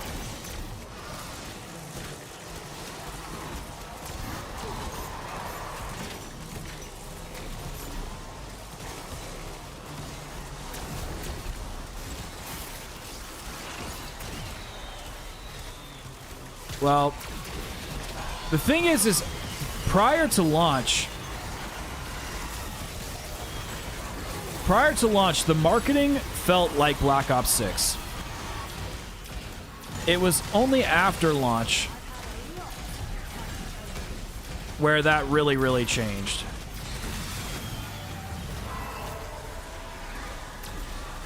And I don't know if you've seen Chopper's review that he just put out on Black Ops 6, his like retrospective or whatever you want to call it, but he made a good point that he feels like that Raven and doesn't really understand like what it means to be a Black Ops game, and I think that's fair. Like, he said they understand, like, you know, how to make a video game, and they understand the characters and the lore, and they get the story, but they don't understand like the concept of subversion. And that's what this game just doesn't feel like a Black Ops game. Yeah, I don't like it in here. It's too sketchy.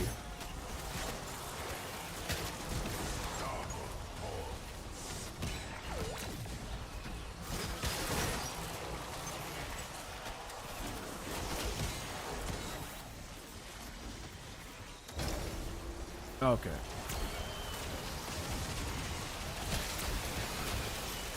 Yeah, that's fine that Treyarch's gone silent, but it really hurts the community. Like, you can't just come out with a game and then disappear. Like, you gotta interact with your community. And I don't know why, but Treyarch just doesn't.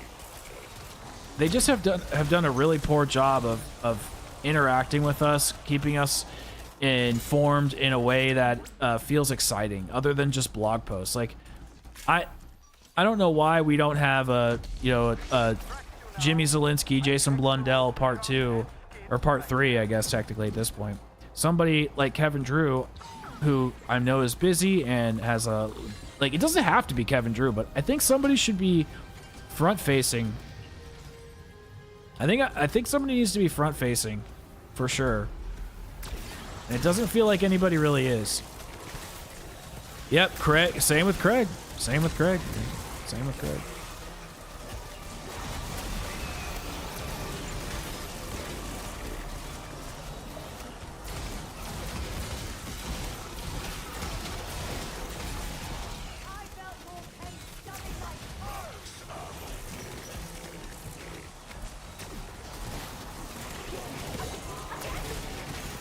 Yeah, that corner. Yeah, Craig is still there. It would be awesome to be able to just have more of a relationship with the devs. And don't get me wrong, like, it's really nice when they go on podcasts and whatever. But, bro, back in the day, and I'm not, this wasn't even that long ago, they used to invite creators out for every DLC and make videos and stuff like that, and they just don't do any of that stuff anymore. It's very sad. I really miss that. They don't. And that's what I'm saying. Like, I don't think it has to be like Kevin, you know, it doesn't have to be Kevin. Kevin doesn't have to do anything he doesn't want to do. And that's a really big burden to take on, right?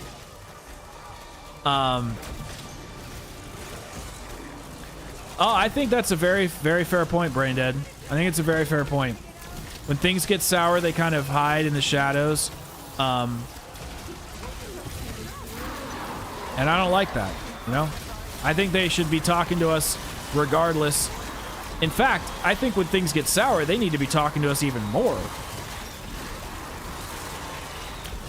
Yeah, I mean, I've thought about, like, trying to tag Kevin and ask him if he wants to come on the podcast, but I just don't even know if Activision would ever allow him to do so.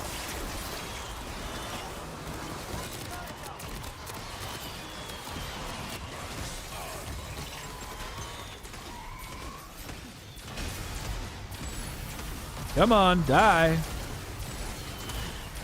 So, I definitely like this a little bit more now that I realize how OP the gas is, or the toxic sludge, but I really just don't like how slow this fire rate is. I agree. They just need to hire... how funny would it be if they just hired Jason Blundell to be the community manager? Whoop, whoop, go, go, go.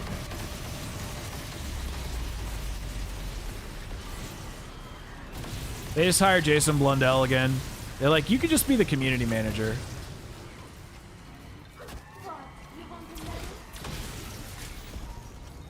Okay. Well, that worked out pretty well.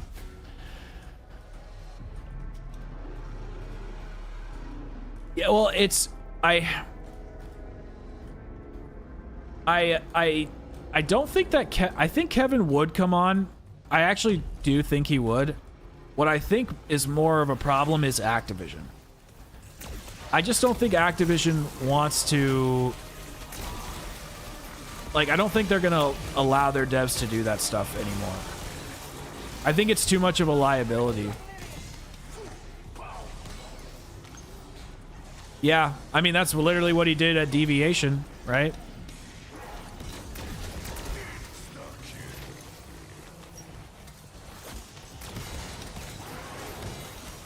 JC's the man. I wish I had a 10th. I say this to Chopper all the time, but I wish that I had a 10th of the positivity that JC had. That man is just filled with positivity. I am a curmudgeon through and through. I don't know if that comes off online or whatever, but actually, that's not true. I'm being a little hyperbolic, but I'm very wound up. Like, it's changed a lot. I'm way better now, but I used to get really, like, mad about shit all the time and just can't have, like, I don't have that positivity that JC has. I'm more of a pragmatic person. I'm very, I don't know, maybe serious. I can't tell.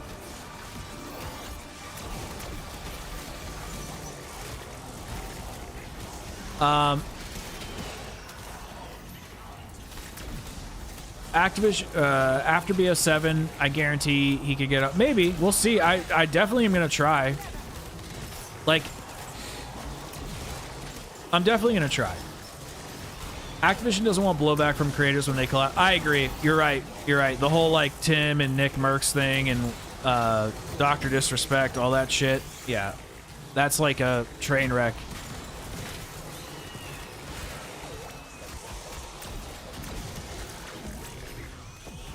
But that is, to be fair though, just to push, or not push back, but like just to kind of give a different perspective on it.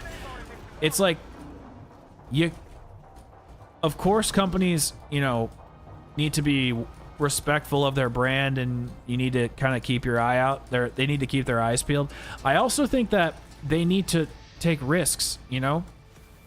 Because just because a company works with a creator and then something happens where the creator gets outed as like being a bad person or whatever, like they didn't know at the time, and like they don't have to continue the relationship on. Like nobody knew at the time, right? So I do think they need to take risks by like being able to meet with creators and try to expand their brand to new places, because they're never going to do that if they just work with the same like 7 people over and over and over.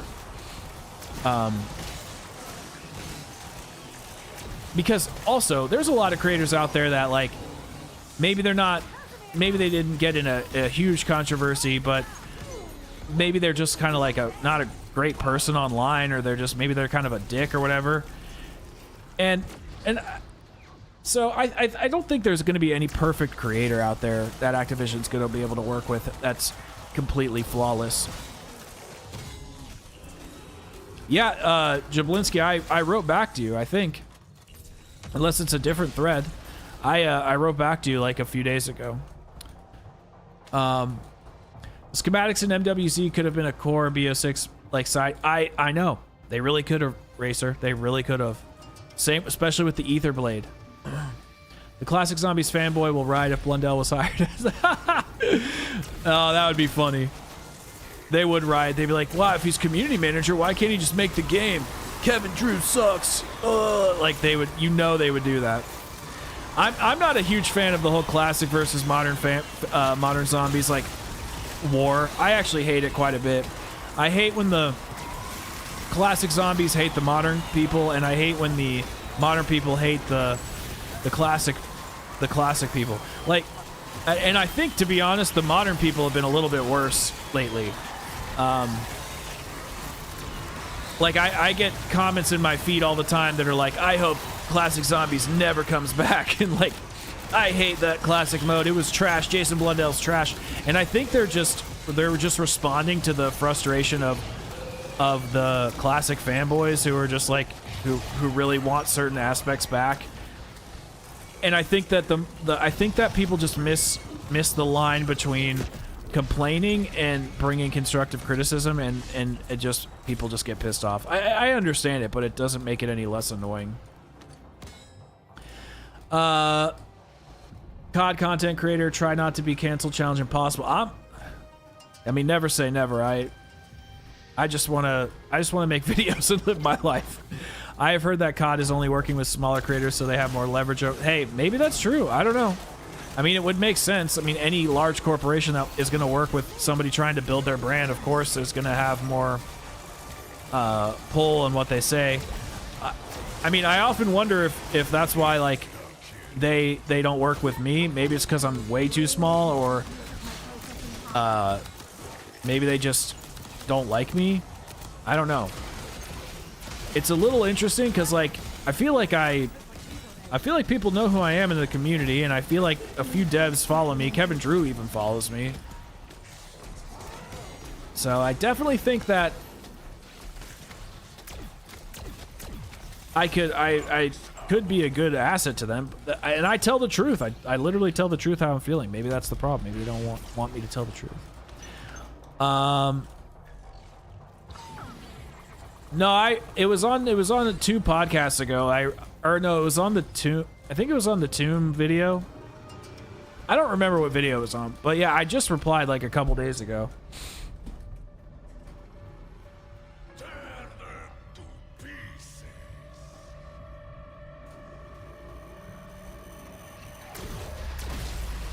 Well, I got lucky with Kevin Drew following me. All that happened for that was Stanley happened to be on Milo's podcast, and then Black Ops 6 was getting ready to come out, and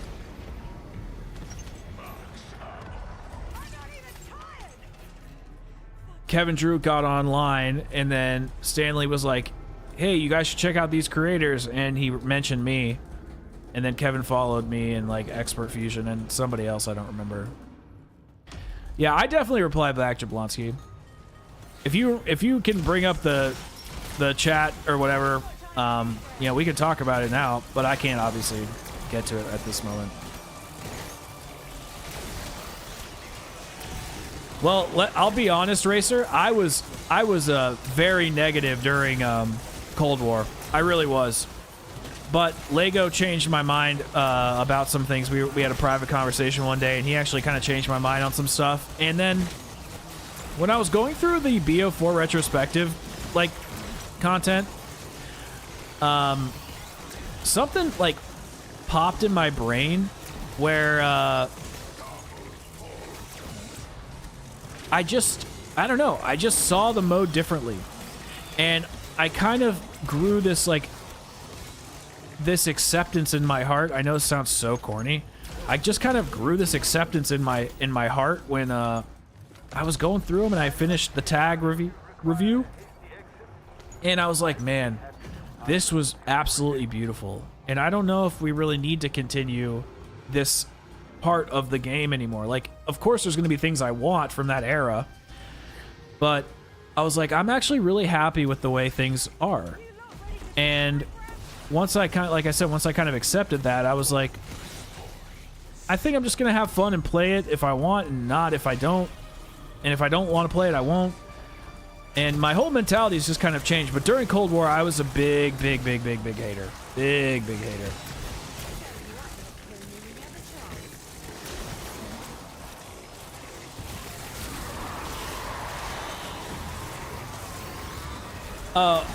Well, I mean, I'm not sure. Well, Jablonski, I'm not necessarily sure then. I thought you were talking about the video on YouTube where you replied to me, and you listed a bunch of stuff. I finally replied to that, but I probably won't make a video on that specific topic. It's not really how I like to make videos.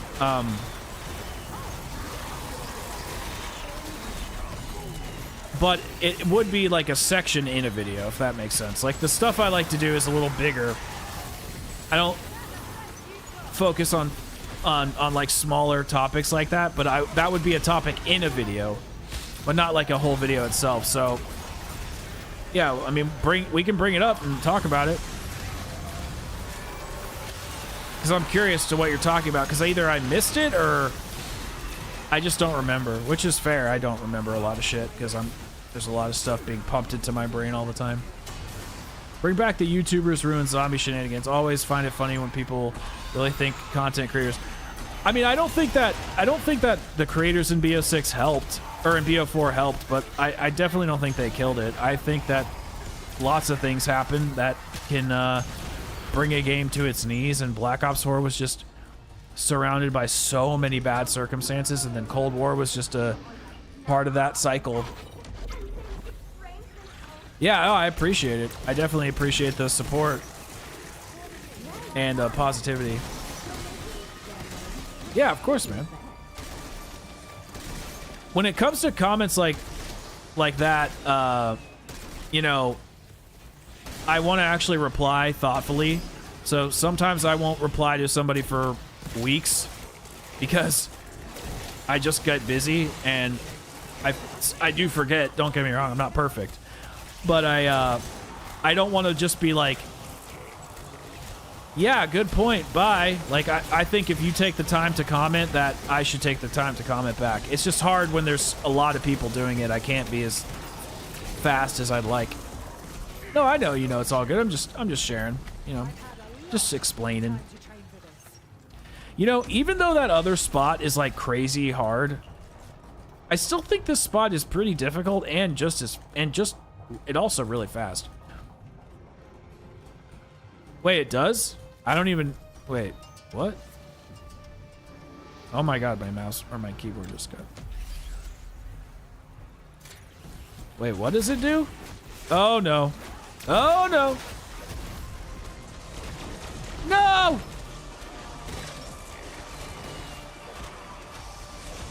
Oh, my gosh.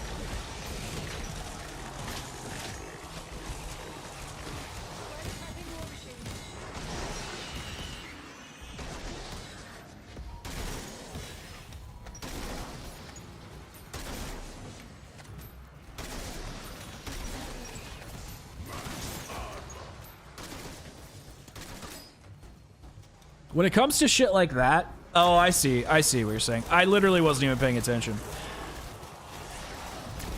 There are people in the zombies community that know such intricate shit about the mode, and I genuinely don't understand like where you guys learn a lot of this stuff. I mean, that's obviously a very specific thing that was just on my screen that I missed, but like when people are like, "Oh, that weapon does like 10,000 damage headshots." I'm like, "How do you know that? Like, where do you find this information?"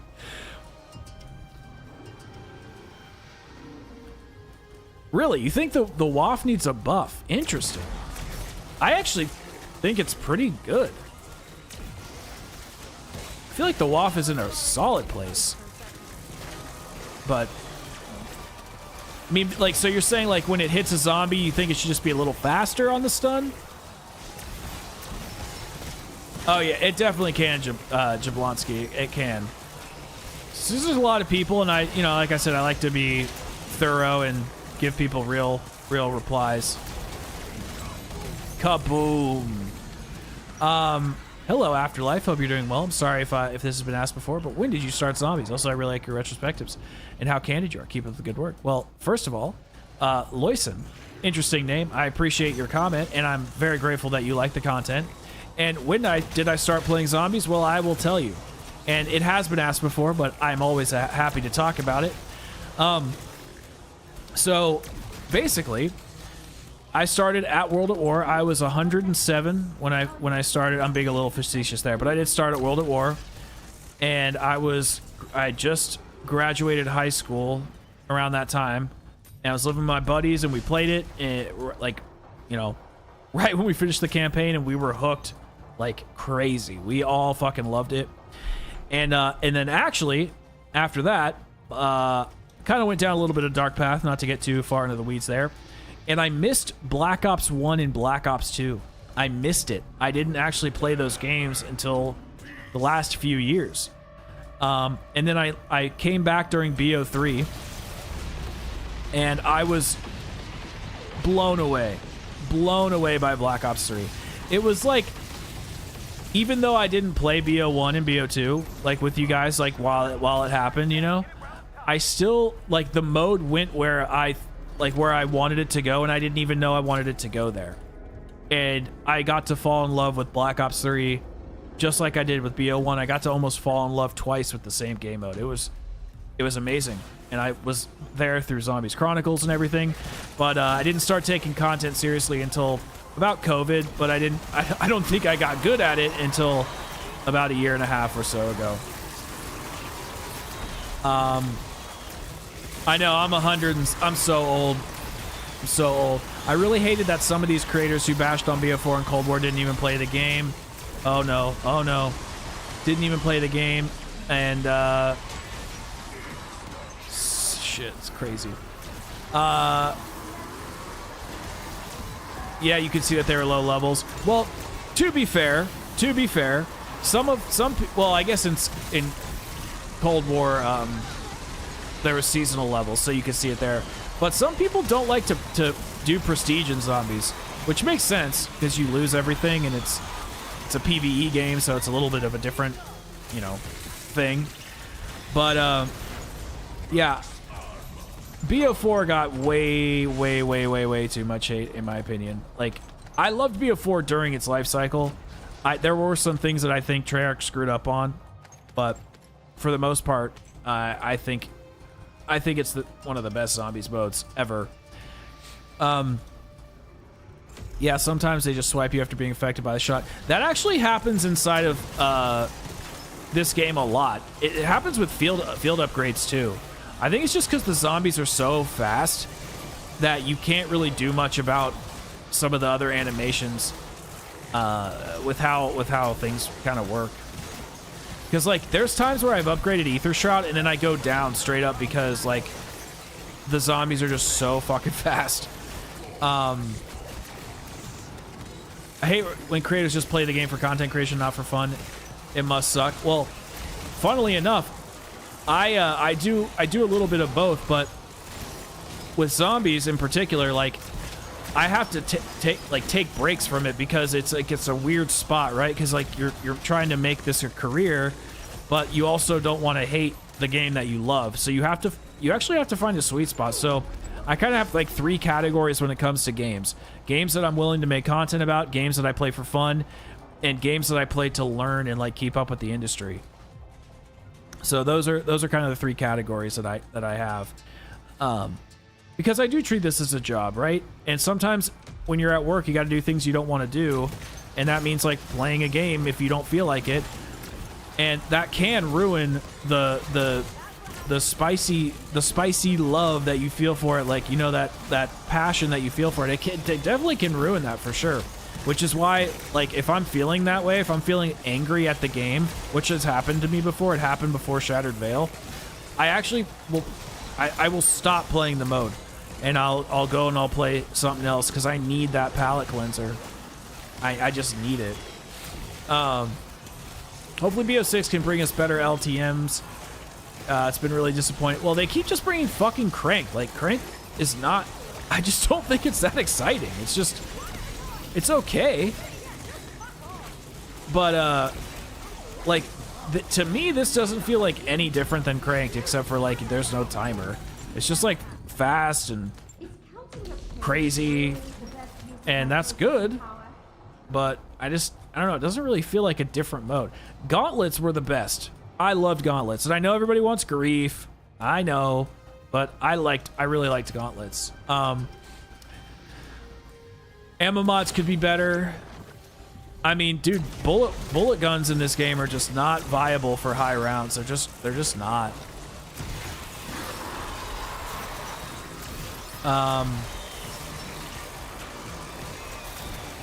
Graduated around World of War, making fun of me for being like. Are you saying you graduated around World of War? Or are you just making fun of me for being old? That's fine. You can make fun of me for being old, but you only get one. You only get one. I'm just kidding. Don't worry, I bought Ghost thinking it. Yeah, definitely didn't have zombies, but I've heard that, you know, Extinction's pretty good. I haven't played it myself, but I've heard that. Perfect, Kazmul.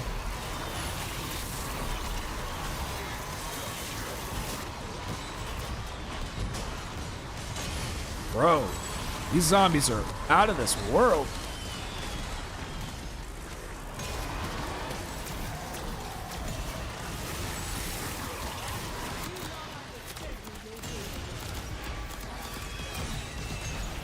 Bruh.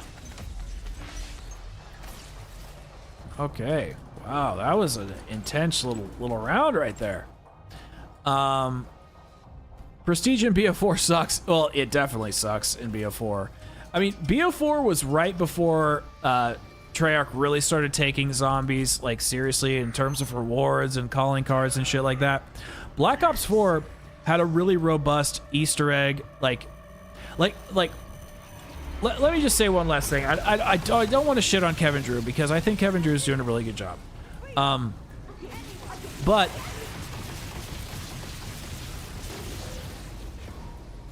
I think Black Ops 3 and Black Ops 4 did the in-game, like in the map Easter eggs and all that shit. I think that they did all of the rewards that are supposed to be inside of a zombies map, side quests, all that progression. I think they did that stuff perfect during, you know, end of BO2 up through BO4.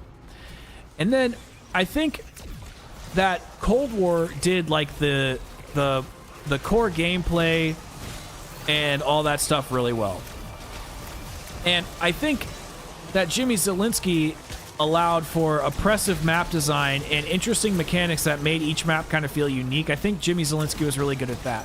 And what I was hoping for of BO6 was a mishmash of all of that. And really, all BO6 has done is made like Easter egg quests a little bit more difficult, added crazy great boss fights, but there isn't enough of that map distinction from each map to the next, and that does suck in my opinion. You know, I think that is not great. And while Kevin Drew and his team have done a really good job with like making the gameplay feel incredible, I just wish for more unique mechanics. And I think a really big issue is this damn crafting table. I think it's a catch-all for mechanics that could be individualized for each map and have it instead been span across the entirety of the game. Oh, Onslaught would be awesome. What's the third tier keep up games? Like what's in it? Oh, like for example, I played like the Berserker, like the last Berserker Kazan. Like I should probably play like stuff. I actually haven't played this because it just looks so boring. I couldn't do it, but you know I should play like things like Avowed and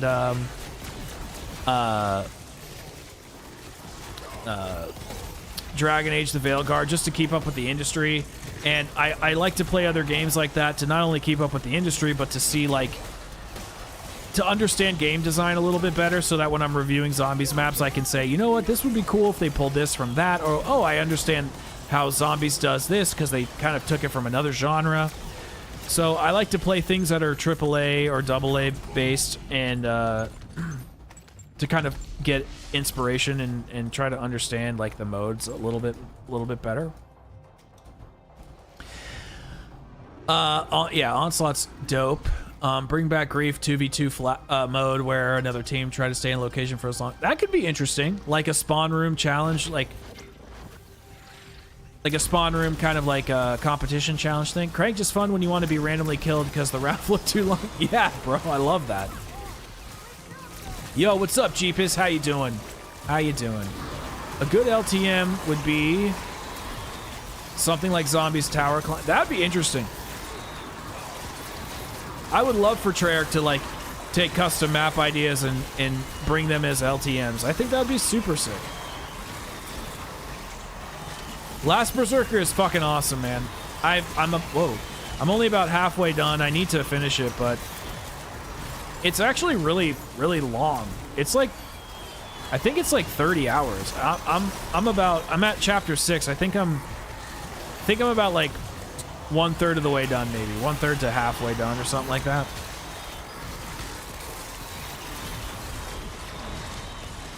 Oh no.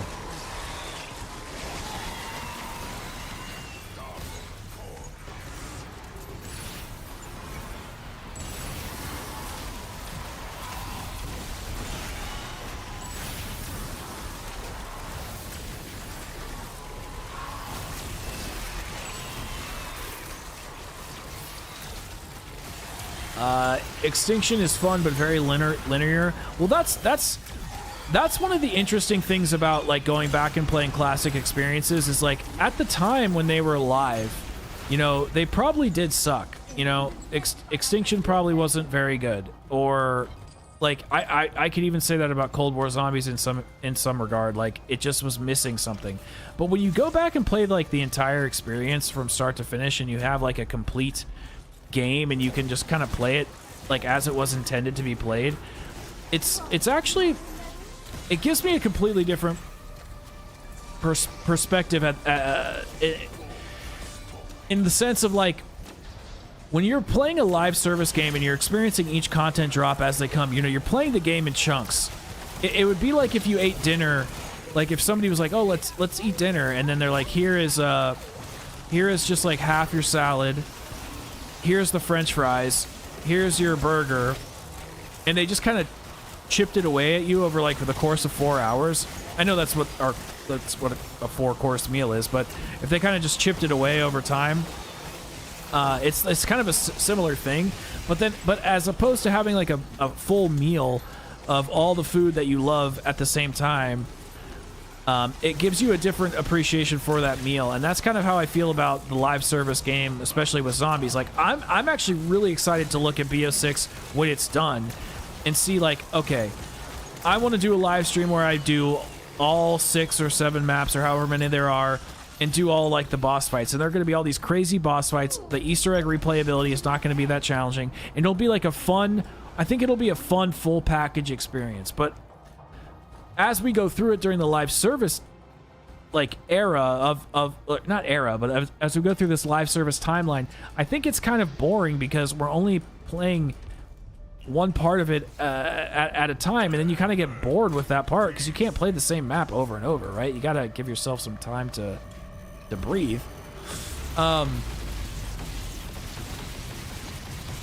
You're correct on the crafting table, and I argue the upgrade station as a whole.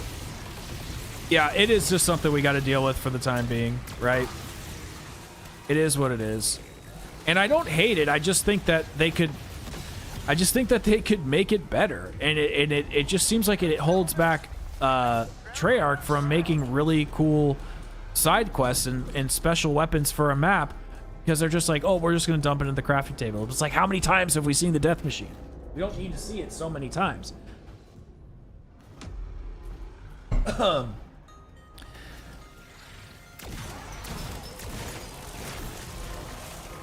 Yeah, I actually can understand why you feel that way, Kazmul, about Vanguard. I actually can understand that. Not necessarily a spawn point challenge, more like a hard... Okay, fair enough. Interesting. That could be interesting. Do the boss fight with the fog, EE active, and the music playing. Damn, you want me to do the round 100 boss fight with the fog? Maybe we'll do that another time. Probably not going to do that today. Yes, there's a new map. Dr. A, how you doing? Oh my gosh.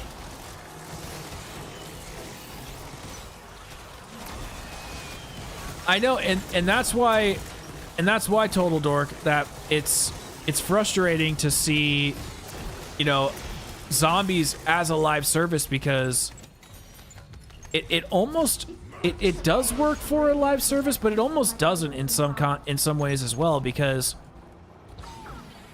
zombies, in my opinion, is a game mode that's supposed to last like years. And I've said this before, and I've actually gotten some disagreement from other creators when I've talked about it, but I actually think that Treyarch has to think about the longevity of a zombies game, or at least I think they used to. I don't know if they do it so much anymore, because they've really converted it into this live service model. But back in the day, like Moon's only going to get one update, so they better make sure that it's replayable for the rest of its life. But if D Machine is just going to get multiple updates, new perks coming down the pipeline because of the Wonder Fizz, crafting table allows them to bring in new score streaks and grenades and shit, well, then that map essentially has a longer lifespan, but it's only during its lifespan is just the year of the game, as long as it's getting updates. And so once Modern Zombies stops getting updates, the map is essentially, you know, done. And since they're not worrying about making unique features, they're worrying about making universal features, the maps get a homogenized feel. And that's why I almost look at Cold War, Vanguard, Black Ops 6 as like the experience. How do I want to say this? Like, I look at Moon as a unique zombies experience, and my equivalent to that is BO6, not Terminus, not the Shattered Veil. You know, because BO6, it's like almost like BO6 is the map. I know that sounds kind of weird to say, and then we just kind of have these like POIs we can hop in and experience. Whereas before, like a zombies map was an experience with its own unique identity, and it's like now BO6 is that unique identity. Cold War has its unique identity. Vanguard has its unique identity. Whereas as like 9, Origins, all these other maps would have like their own kind of special identity. The identity is within the game, not the map. What is that? I can't see the... Oh.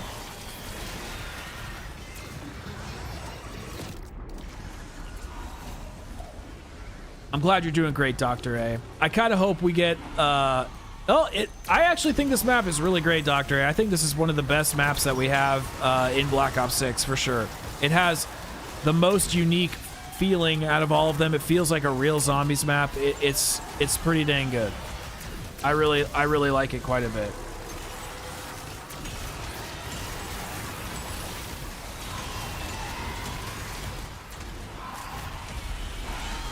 What? You're not dead?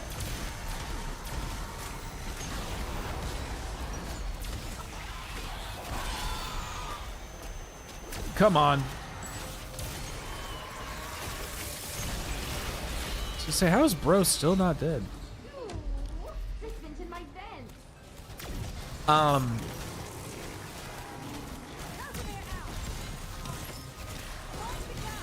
I kind of hope we get a zombies mode similar to IW. Dude, IW is great.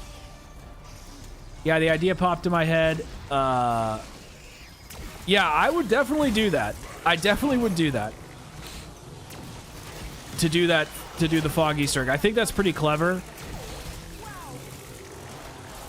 I definitely want to do like other around 100 challenge streams and stuff. I just want to beat this at least once. I don't want to fail it by adding another layer of difficulty. I want to at least try to get through the boss fight once on round 100. But since round 100s are like so fast to get to, I'm not too worried about doing this again. Plus, I want to go through and like do all the Easter eggs on round 100 just to as a challenge on the channel. So we revisit some. You know, it's always all good. Hell yeah, 69, bro.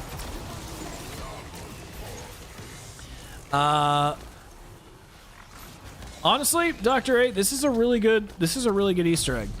It's a really good map, really good boss fight. We'll be at the boss fight in about 30 rounds, so. Regarding the EE boss fights, what are your favorite ones in Blop so far? And do you think difficulty is where it should be, or should they be harder or easier? That's an interesting question. It depends on the fight. This is a fight that I have really mixed, like, experiences with. Sometimes I just get absolutely cooked by him, and then other times I just beat him super easily. So, I think that means like the tuning is maybe not where it should be. I think that I like this boss fight better than the Guardian in Citadel, but I think the Citadel fight is more balanced. It's just like it's more consistent. But I do think that that the Terminus boss fight's probably the best. I just think it's really good. It's really good. I think Shattered Veil is the best map, but I think the Terminus boss fight is the best boss fight. If that makes sense. And as far as tuning goes, and just like the fights in general, I think BO6 has a really good mix of everything. Like, we have Liberty Falls, we have Shattered Veil, we have what's it called? The Tomb. And I really like the Tomb's boss fight. I just think each fight is pretty unique, and they all feel different from one another. And I really am glad that Treyarch took boss fights seriously. I wish that the Easter eggs were harder, but I think that boss fights are in a pretty good place overall. All right, we'll take a quick tour, Dr. A, so you can see the map. It's really not Terminus-y at all, I promise you. It's just this one spot.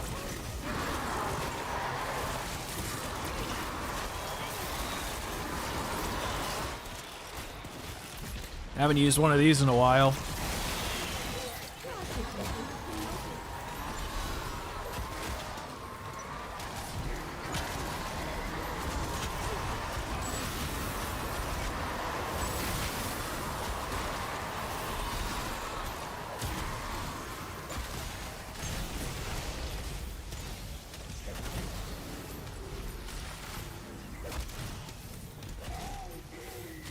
Yeah, this is like Dead of the Night meets Setsubo with a little bit of Alpha Omega in it.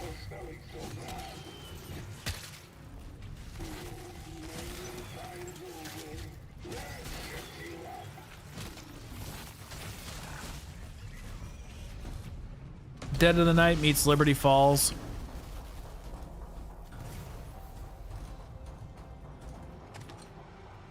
Well, what I mean is like you'll see the rest of it. Like it doesn't really look like Terminus, but I think you'll if you. All right, we'll go up and take a look now since we have a dog round or whatever. But we'll just go quickly look around. And the map's normally not yellow either, but we'll just take a quick look. So here's Richtofen's bedroom. Actually.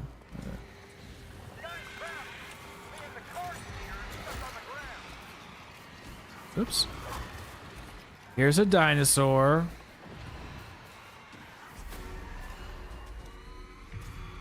Enjoy your trip to oblivion.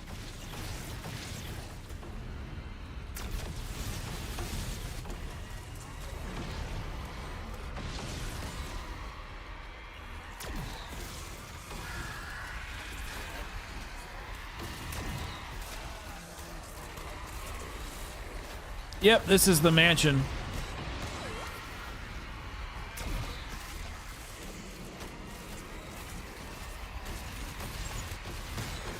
Goodness me, it's all go round here.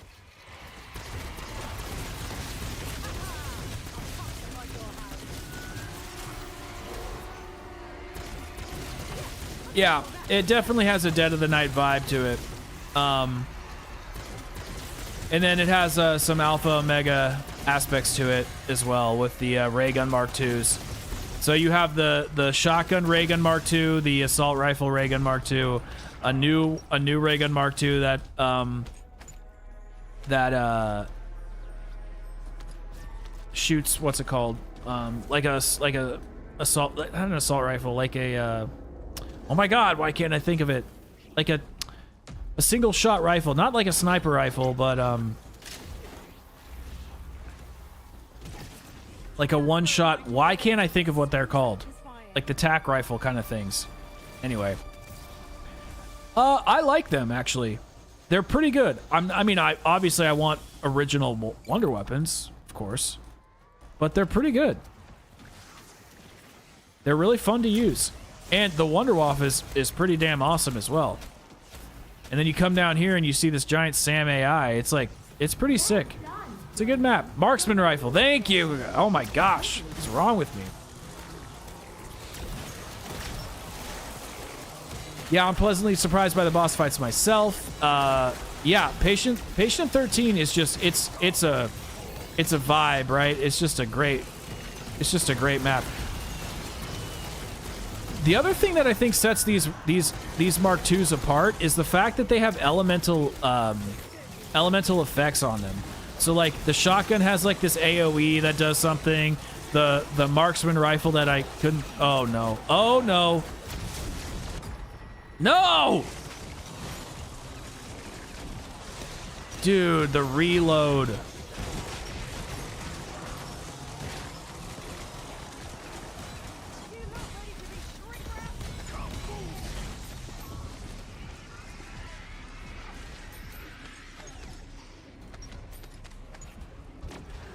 That was stupid. Phew, that was close.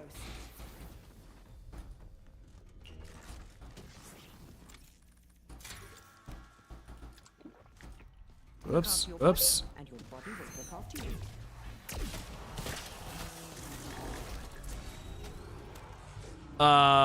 you. Dead. Do I not have Dead Again on? I'm not sure. I have the one that gives me like Dying Wish or whatever. Good night, Christian. Can't wait to chat again. I really appreciate you stopping by. They did not bring in a new Wonder Weapon, Dr. A. It's just the Ray Gun Mark IIs and the Wonderwaffe. So I can understand if that is a little bit annoying. I can understand. Art Jablonski, are you leaving too? Well, I appreciate you guys. We should be wrapping here pretty soon. You know, these round 100s go pretty quick.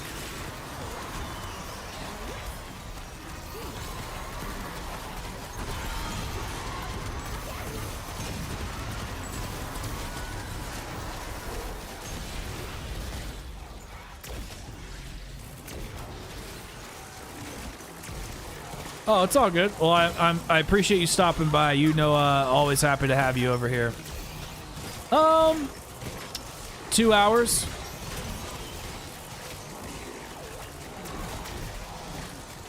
Oh, is dead? You mean the? Is that the? I know what you're talking about. Yeah, I don't think I have that on.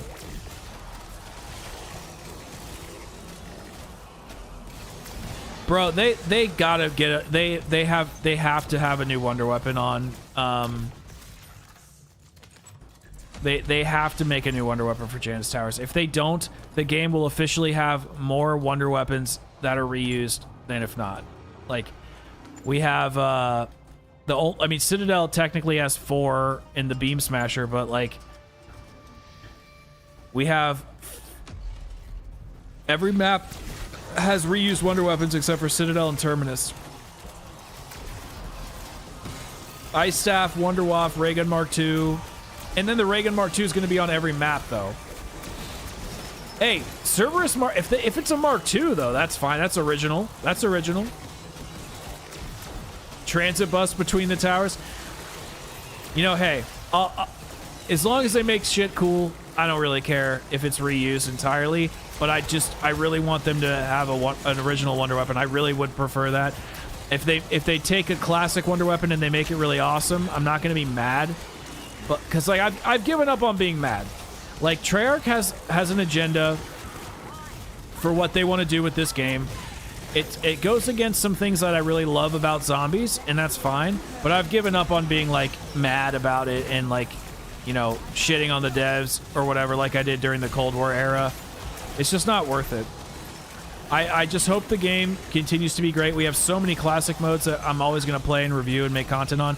Plus, like, there's a lot of games I want to experience, like Days Gone and Doom and shit. Like, there's so many good games coming out, but I just want zombies to be a little bit. I just want it to touch a little bit into the classic area of. Oh my gosh, my keyboard does that every now and then. It's super annoying.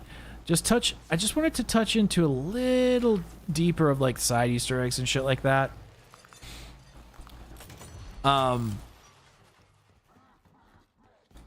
What about the elements, Dr. A? I don't know what I'm not sure what we're referring to.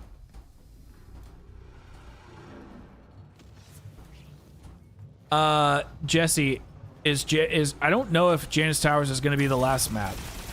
If I'm being completely honest with you, like, you got to think about three things. Treyarch, if it was a typical DLC schedule and we were getting one map every couple months, I'd probably say, you know, Shattered Veil's the last map, really.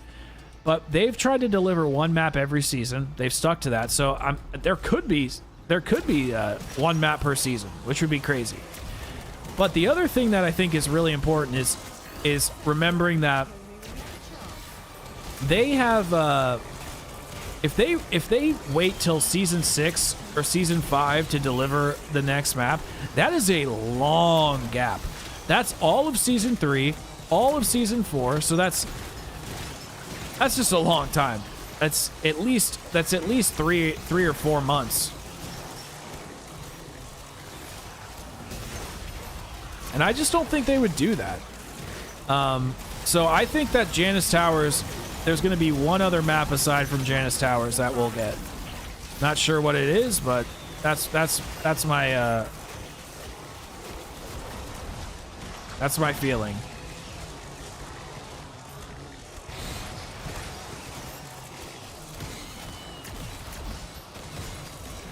Oh, they're bringing just the regular ones. Sorry. Just the regular Ray Gun Mark II. Which I think is cool, actually. I really like that.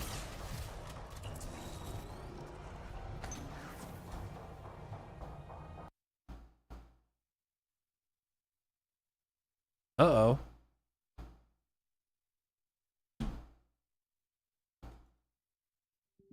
Oh, no!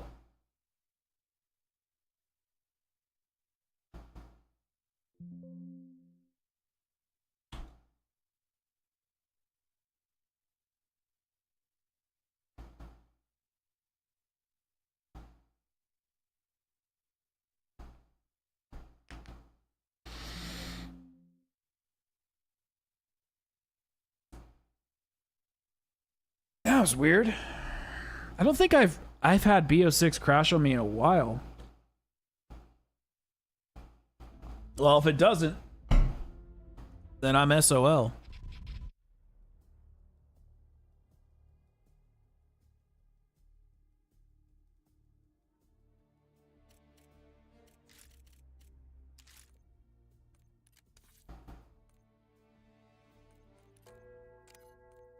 All right, we're good. We're good. I will say, man, this save and quit shit is pretty clutch. Been having a FPS drop to 30 or lower on a 3080. That sucks. I have a 4080 Super in this PC, and then I have another PC that has a 30 or a 4090. I have a 30. I used to have a 3080 Ti. I love that card. It was so good. Such a good card. I'm actually not a huge fan of the 4080. I think it's kind of underpowered. The 4090 is a fucking beast. That thing is unstoppable.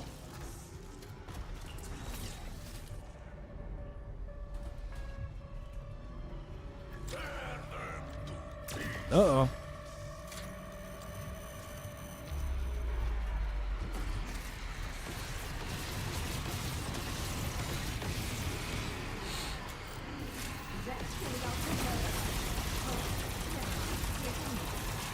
Oh, shit! I was not expecting that.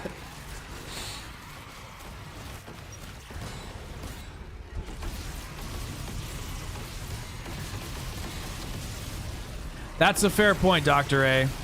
Obviously, if the game didn't crash, we wouldn't be in this situation in the first place. You know what? I gotta make sure I'm recording.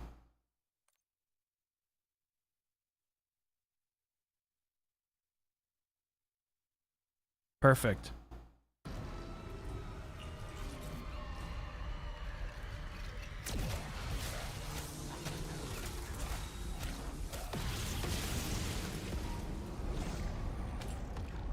Okay.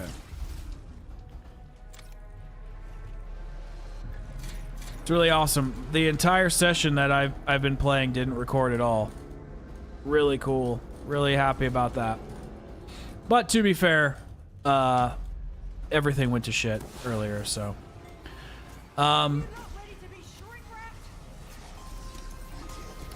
yeah, I mean, it allows us to do higher rounds, it allows us to do all sorts of stuff, which I do think is good.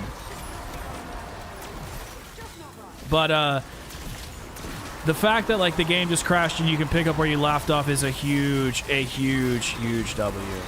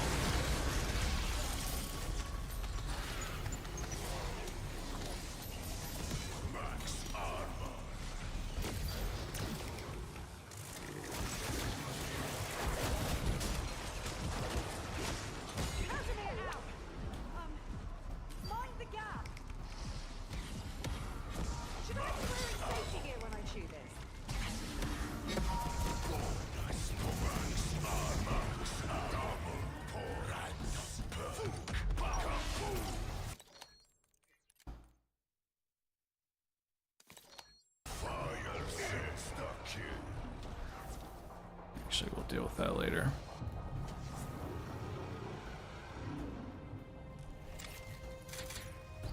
All right. Okay. No, everything should be normal. No, everything. I mean, no, everything on my OBS looks right. Who said that? Cosmule. Everything looks clean over here.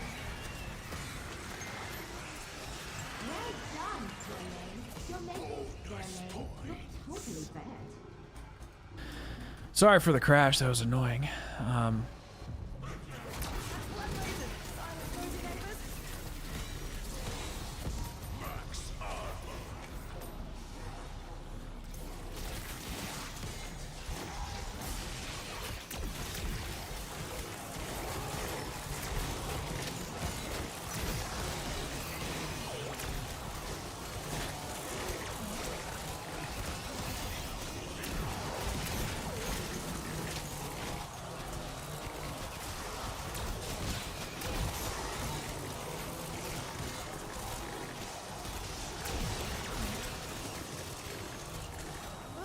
We need to get some gums.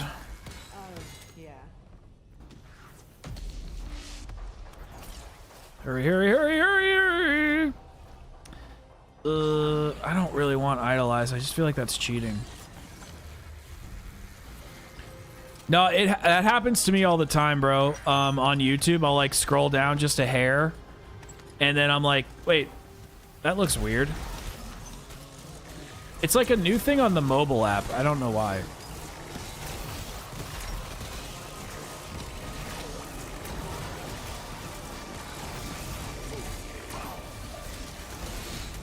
But yeah, I mean, the thing is like games are gonna crash, you know, no matter what. So there's always gonna be some sort of like issue with the game. And the fact that like zombies you can straight up just save and quit is an amazing feature. I genuinely do think it's a good thing. It just sucks that it's turned zombies into a it's turned it into like an online only mode. So it's, I don't know, it's like you gotta kind of have your cake and eat it too. But the thing is didn't players used to only play offline so that they had better stability for zombies? I actually think that's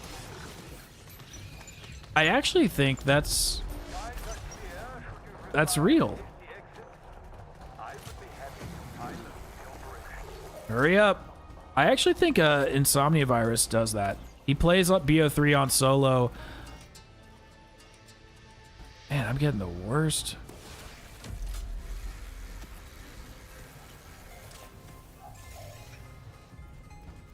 Why, yes. Do you have a cataclysm in my back pocket? What's that? Oh yes, well done. Extra credit for you. See, what really sucks about the fact that I use my dying wishes is that now that I'm in the boss, I'm not gonna have any. Bro.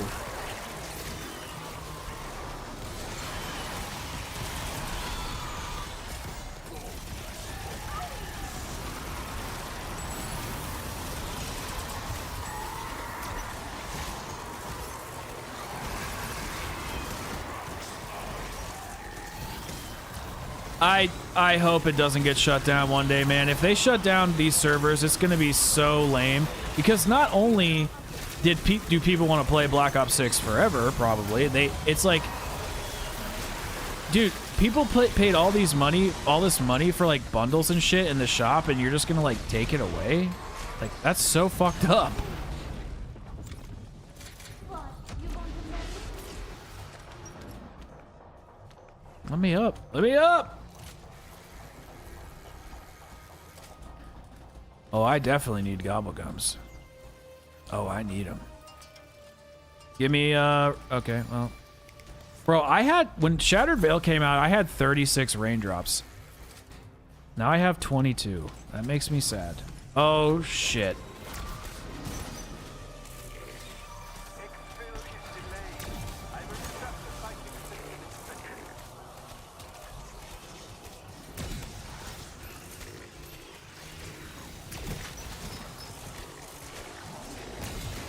I mean, I hope not. I mean, they've left Black Ops 2 and Black Ops 1 and World at War up all this time. Like, it seems to reason that they would leave them up, but like one day they're eventually going to be gone. Like, I'm talking 20, 30, 40 years. Like, imagine playing zombies with like your kids or some shit, or your grandkids.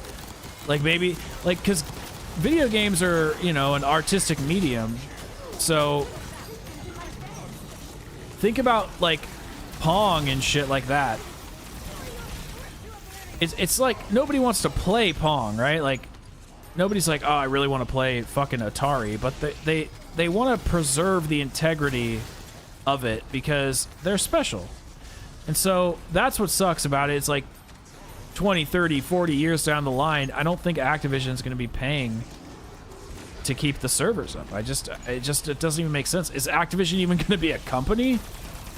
I mean, I'm sure that, you know, in 20, 30, 40 years, Activision and Microsoft will own everything and will be in our gamer pods, our RGB gamer pods eating the bugs, right? Isn't that what's going to happen?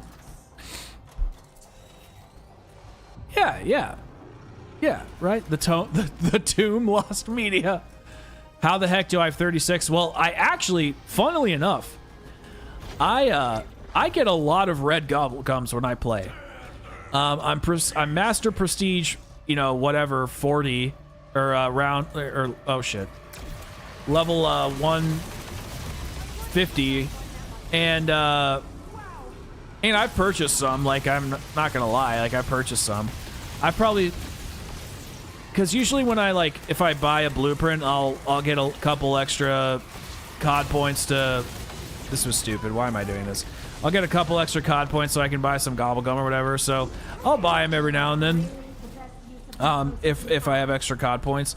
And then a couple times, oddly enough, and I don't know why, but I think Activision is like giving me the Black Cell Pass, because I have gotten the Black Cell Pass every single season, and I haven't purchased it once, except for at launch because it came with like the deluxe edition of the game. But I'm like, I don't know. I don't know if I'm getting free content. I don't know. I have no idea. Could be. It literally could be. I think it's weird that I get some like privilege for some things.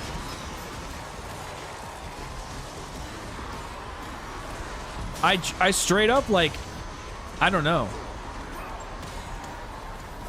I genuinely have never paid for one. Because I remember in season 1 when it came out, I was like, I didn't buy this. And I was like, okay, well, maybe it came with like the deluxe edition or something.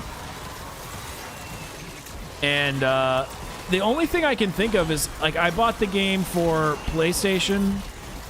I bought the deluxe edition for PlayStation. I had Game Pass, but I bought the, I wasn't sure if I was going to be able to, basically, like, I bought, like, a bunch of versions of the game. And so I'm wondering if, like, because I bought versions of the game, if, like, I have, like, if I had 3 Black Cell Passes, because I bought, like, 3 versions of the game. But they weren't all deluxe edition. So I don't know. It doesn't really make sense to me. Which gobblegum system do I think is better, Aaron? Black Ops 3's is the best. Black Ops 3 is the best system by far. Black Ops 4's regular elixirs are the best elixirs. Like, they're the best, like, non-paid elixirs. I think they're really balanced. I think they work really, really well with Black Ops 4. But, yeah, Black Ops 3's gobblegum system is hands down the best one. You got Newton's Cookbook. And here's the other thing. In this game, like, they're trying to say, like, oh, gobblegums are free. They were free in Black Ops 3. They just were not as easy to get as they are in BO6. But the thing with the gums in BO6 is they don't break the rules, really. There's a couple that kind of do, but for the most part, they're not very OP. And they don't, like, give you an extra ability that you can't already get in the game, which I think is annoying. Except for Hidden Power is probably the most powerful one. I think that's probably the best gobblegum for sure. And they're just not exciting. They're just not very exciting. Like, back in the day, gobblegums were exciting because there were rules in the game. And in order to make things exciting in a game, you have to have rules that you can break. And when you don't have rules that you can break, then it becomes pointless. Like a perkaholic in this game is exciting because I've just, it's kind of exciting because you have to spend points on the perks and it can take a while to get there, but you're gonna get it no matter what. Whereas in Black Ops 3, you're not guaranteed to get a perkaholic on most of the maps. Oh yeah, I think things like power vacuum, what's the other one? Shopping free. I think shit like that is really fun. And so I hope they bring them to the game, not because I want it to be easier, because I think they're fun. Yeah. I mean, I don't mind if they have a system where, you know, we have to earn stuff. I think that's completely fine. I think this is a better earning system, better than doing a slot machine, 100%. But, the gums are just not as fun. And I also don't like that I can hold 3 of them on me. I think that's stupid. I also don't like that they're time-based. I think that's stupid. Because the time base is 5 minutes. And I can't ever get I can't ever like go through 3 gums on the same round because they're like it takes so fucking long to just get a gum from the machine. It's essentially 1 gum per round, which I don't like that. So there's just like little things like that I think are annoying. Yeah, near death is shit. So the best, I half agree with you, Dork. I think that Shields Up is a good gum. Like I do run it in boss fights and shit. The problem is, why don't they have a gum that gives me all 3 plates of my armor immediately? That would be a good gum. It's like I ran Shields Up in BO4 all the time. That was like my go-to perk. But in Black Ops 6, like I only run it during boss fights. So I think they need to buff Shields Up and make it a mega or a red one, because awesome. I love when the Casimirs don't work. Because it straight up would allow you to not only get all three plates, like, or maybe they could make 2 versions of it, like one that gives you full armor, like, you know, so you don't have to spend the 14,000 points, and then they could have Shields Up, which replates you and then gives you double damage. I think that's awesome.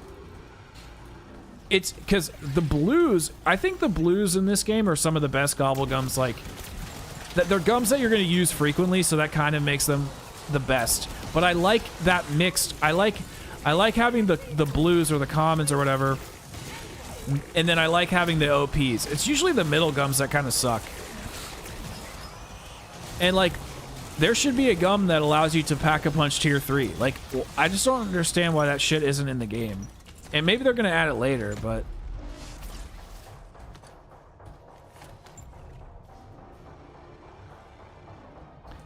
yeah. And instead of being able to spawn max armors or nukes, they're like, here's a one that just gives you like 2,000 points or whatever. Yeah, near death sucks as well. BO3 Chronicles with this engine would be so sick.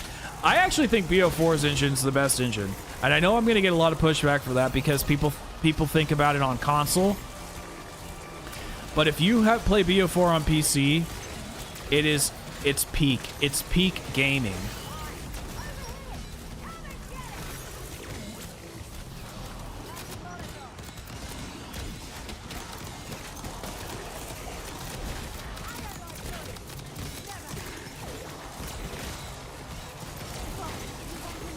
Hell yeah, Dr. A.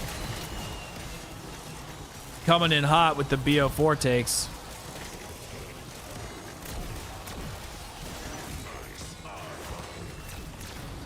Bro, I think BO4 on PC is the best. I think it's so optimized. Beanox did such a good job.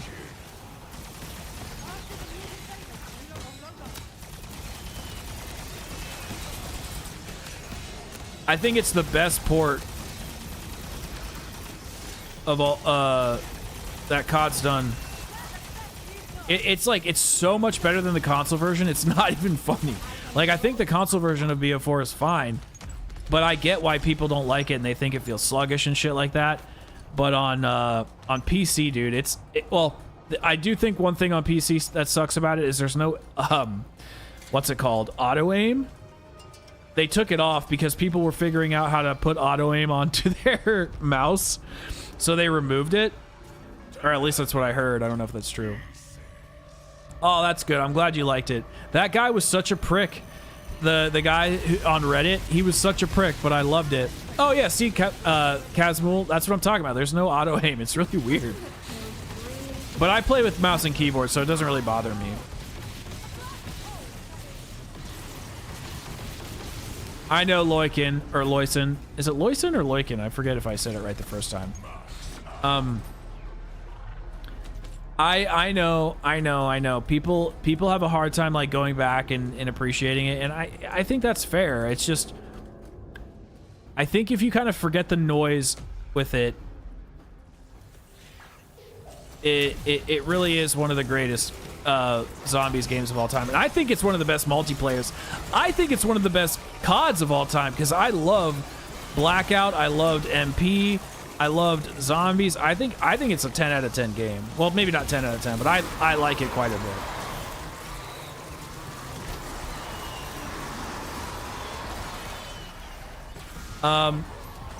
Yeah, it doesn't have aim assist even with dead.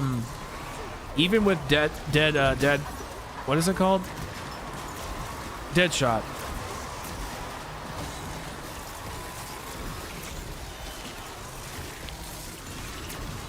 Well, if you go back and play it now, BO4, it's so good, man. It's so fucking good.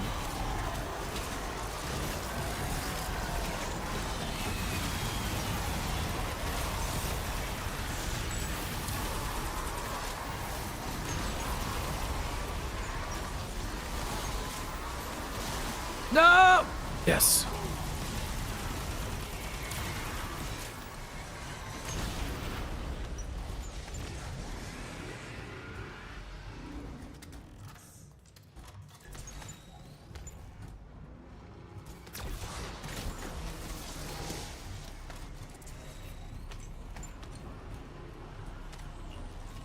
Hey, it's Deadshot Dealer because it's trying to be sneaky as a dealer.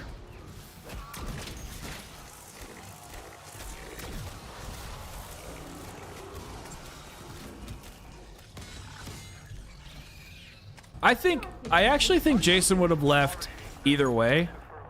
I don't know if Black Ops 4 not doing well was why Jason left. I think Jason would have left either way, actually.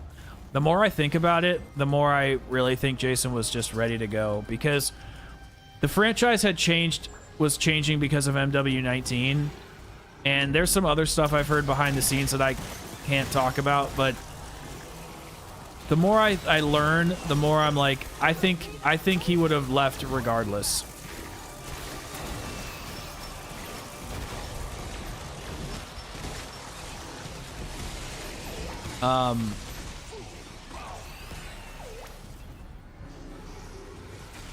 I mean, see, the thing about BO4 is there's actually a map for everybody.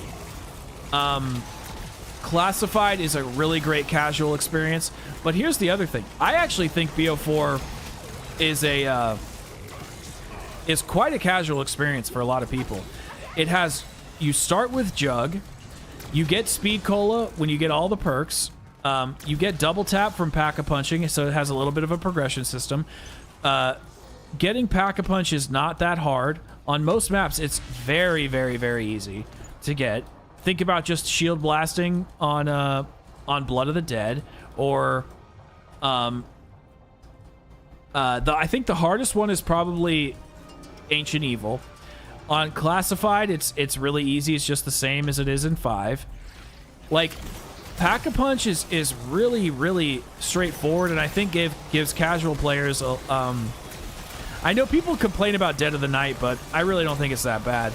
I just think that it gives players the ability to feel like they're doing something, and then it had all this content for like the hardcore player, like these deeper quests. So I think they gave the casual player like a lot of abilities on the onset so that they could play, so that they could get to Pack-a-Punch, like having their specialist, having Jug, all that shit, having all the extra buffs when you get all the perks. I think it was kind of meant for casuals a little bit in a way. And then, like I said, and then you got the hardcore player base that gets this like extra deep quest on top of that, and each map is like full of amazing Easter eggs and quests and shit like that. And I don't know, man. I think that BO4 just it changed so many things, and then all of the crashes and shit at the same time. It was just a recipe for disaster. Like it had to live up to BO3 and then some. It had to beat out, you know, IW and World War II, which I think gave a peek behind the curtain that, you know, other studios can make zombies. Like Treyarch isn't, you know, they're not God. Like they have faults, and it showed us that.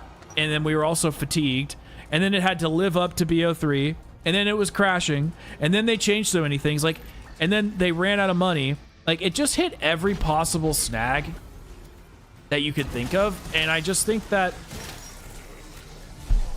ultimately players were just upset, and they just said fuck it. But if you go back now, it's really, really great. The tag ending makes you sour. Oh, that sucks. I think the tag ending is really good. I just think that the story was supposed to go into places that we didn't unfortunately get to explore, and I understand why that would make you sour. What makes me more sour is that Chaos took priority over Ether. I think that was a big mistake from Treyarch, and I actually don't know why they did that. I think it was really stupid for them to do that. They should have finished Ether and then brought Chaos after that.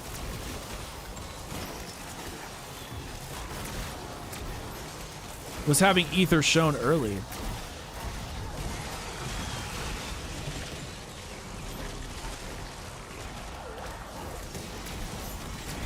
Well, I don't know. I don't think Dead of the Night is really that bad. Are you talking about for all the part locations, or are you just talking about for Pack-a-Punch? Because for Pack-a-Punch, it's just the 3 crystals, and then there's 3 clocks. Oh shit. There's 3 crystals, and then there's like 3 clocks, and then there's a couple ghost spawns. I don't really remember. Oh, I'm sure there would have been regular cutscenes.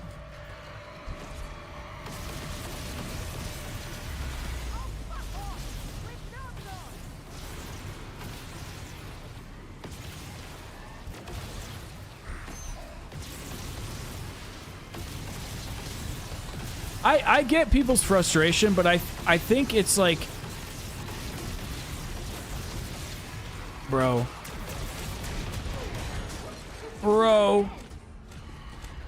I think Black Ops 4 should get similar treatment to like BO2, or in a way. Like, it's one of those things where, yes, it had issues, but when you go back and play it now, it's like, it's really, really good. And that's what I was talking about earlier when Treyarch needs to consider like the longevity of these games, because Zombies is not MP. It's not campaign. Well, campaign actually is fine, but Zombies is not, it's not MP. It's not Battle Royale. Like, it can last forever if you let it.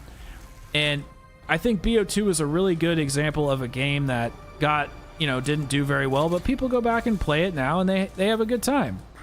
And I think Black Ops 4 deserves that same second look, you know?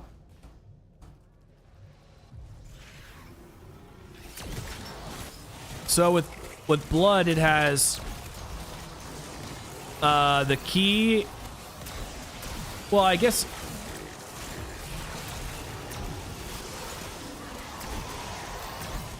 Yeah, I mean, I know it does have a lie. I just don't look at it that way. I mean, I know that's technically the truth, I just don't look at it that way. I look at it as like as rooms, you know, like okay, so the purple crystal is going to be in Alistair's quarters. Like I just know it's over there. And the green crystal is going to be in the library. Like I don't think about it as like locations. I think about it as like areas. And then you're going to find the thing in the area. And then that way you don't have to like try to remember so much shit. Holy shit.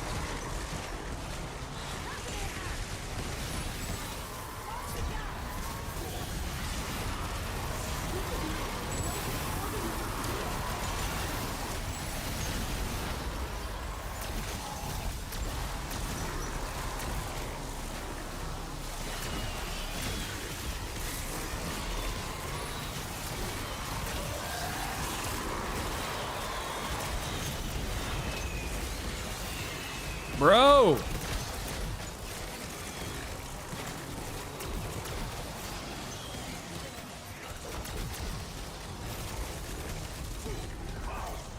Why are they so crazy? Holy moly. It's those damn disciples, bro. They don't fuck around. For Blood of the Dead, the shield, there's the key that comes out of Brutus, and then there's just 3 parts for the bottom shield, and I don't remember what else there is. Isn't it just the key and the...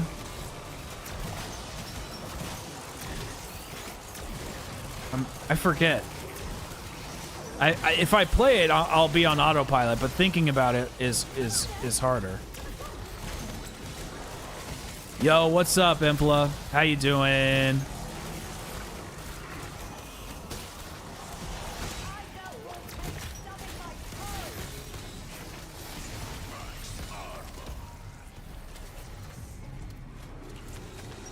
Oh yeah, the essence. And there's only 3 spots for that. Right? So when you say permutations, are you doing like the factorial thing, or like how are you coming up with the math?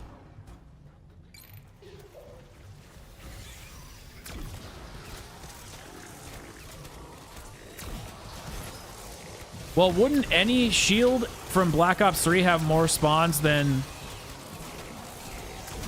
Blood? I'm not trying to argue with you. I'm just trying to understand. Like, because Zetsubo, Gorod, like, they all have...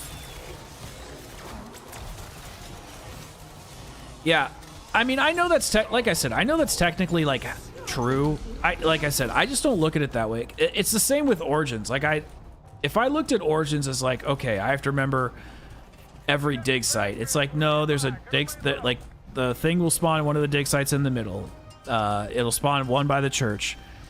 And, you know... that's just how I try to think of that shit. It's just in areas, because if I think about it like parts, oh fuck, I will drive myself fucking mad. Yo, what's up, Revive? Bro.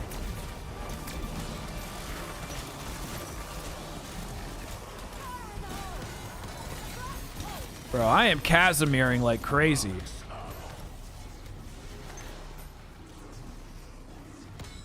Call me Kaz, because I'm about to mirror.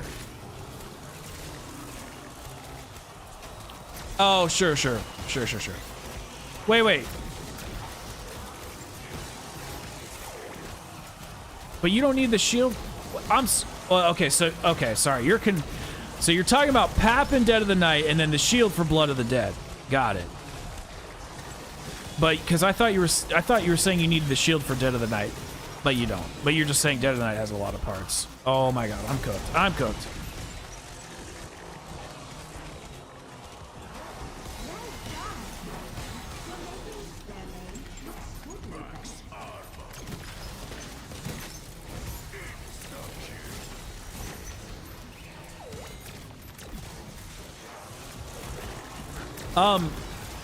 Actually, Empla, I do think that this is the best map in BO4, but I think the boss fight is probably the second or the third best. I definitely think it's really good, but I think it's a bit unbalanced because sometimes I will just like cruise through it, and then other times I get absolutely cooked. I'm hoping that that time is not today. So we'll see, but I do think it's the best map in the game, and I really enjoy playing it. My enjoyment of this map lasted a lot longer.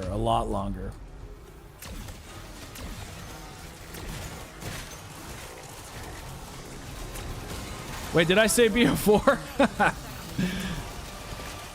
Shattered Vale is the best map in BO4.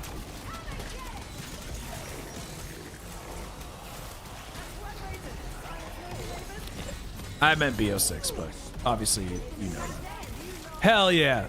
BO4 is so good, or Shattered Vale is so good, it's the best map in BO4. Hell yeah. Oh no!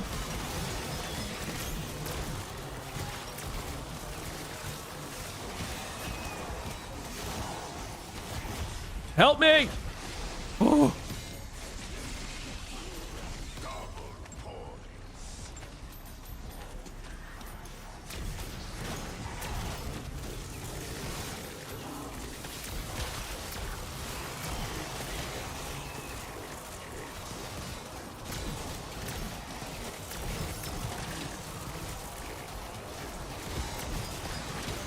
Oh, damn, you crashed too? That sucks.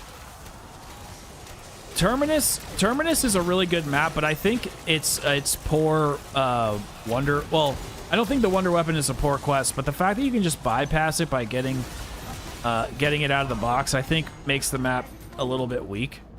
Like, there's no upgrade quest or anything.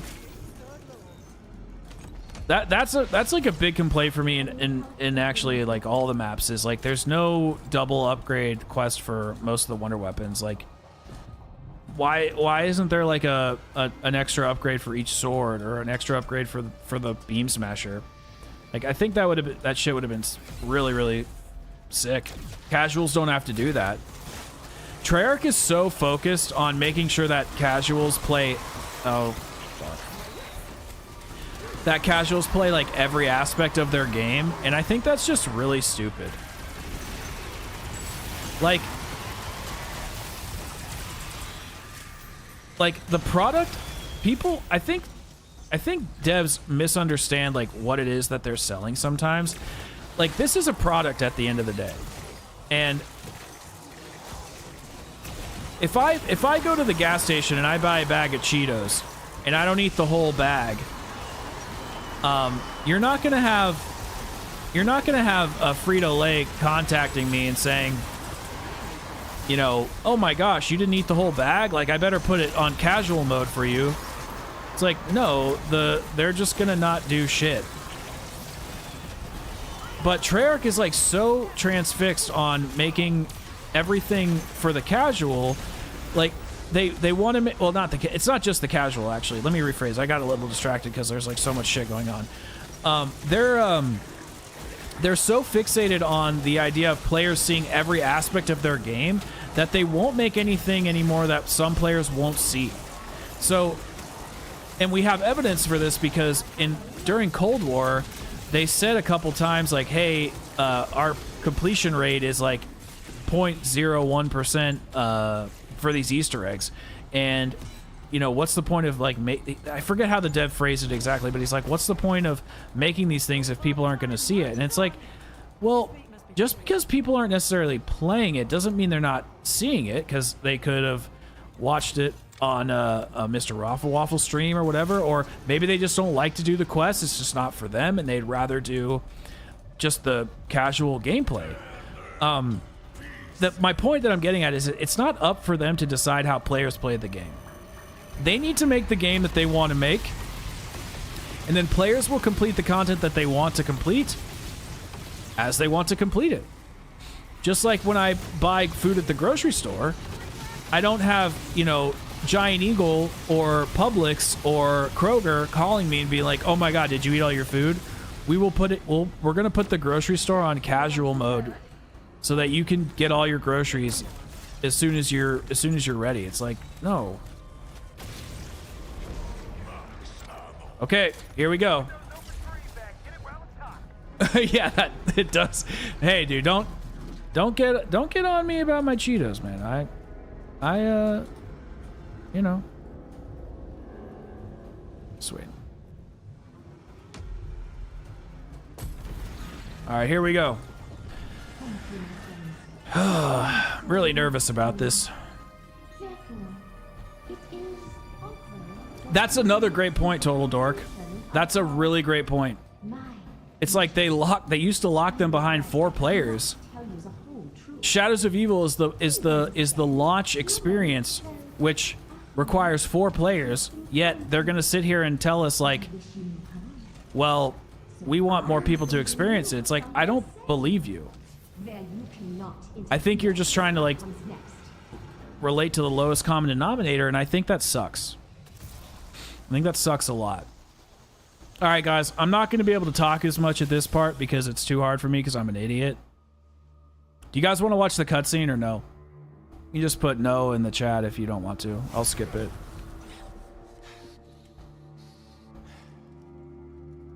I agree, Ampla. I agree. The best part of not doing the quest is that you get 2 experiences, a casual round-based survival and a quest. Exactly, Jeepus. Exactly. They likely had to justify the main quest. That's true.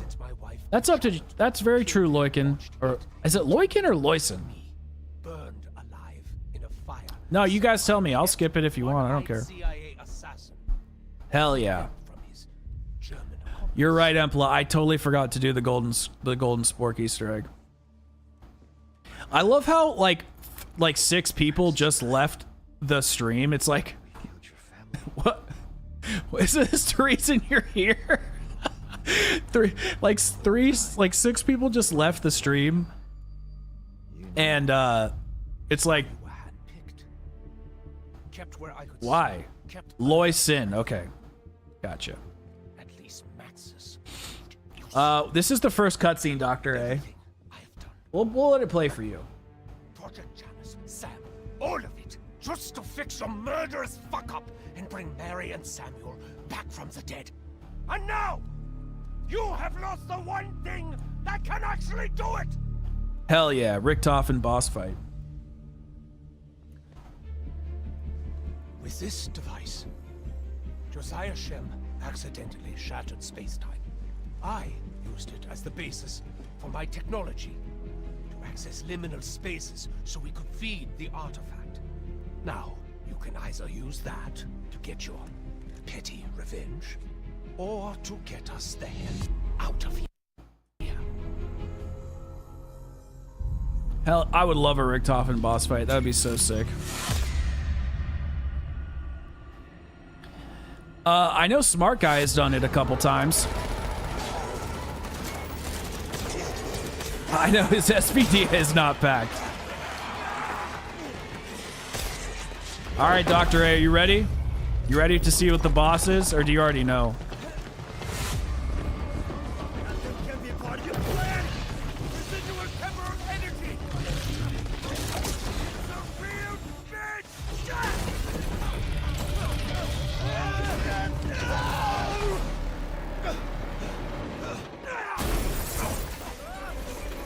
All right, y'all, let's get this. Let's get this.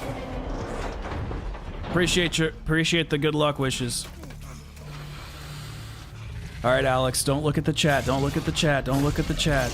I'm gonna look at the chat. I can't help it.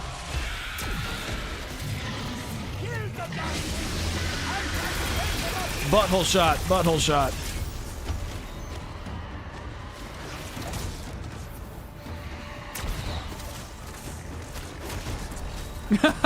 I'll bring Richtofen on my next podcast. Don't make me laugh. Don't make me laugh. I gotta pay attention. Don't make me laugh. Oh shit.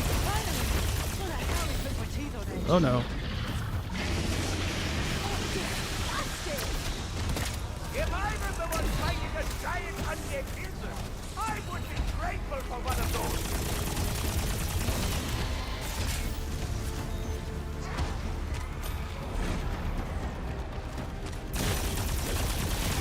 Dang, there's a lot more sprinters here. A lot more. So, Dr. A, in case you don't know, this boss fight, like, normally it's pretty hard, but the reason we're doing the round 100 hardcore challenge is because it's actually there's like a secret difficulty spike for this. They put in. It's like a little bit of an Easter egg. Oh, Papa.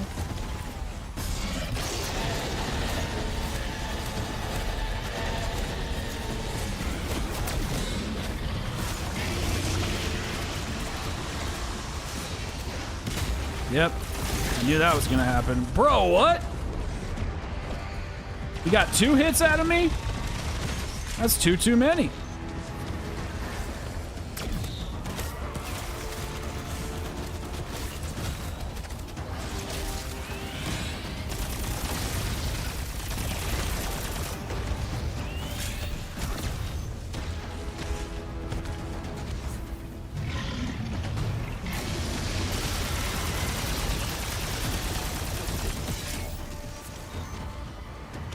Oh.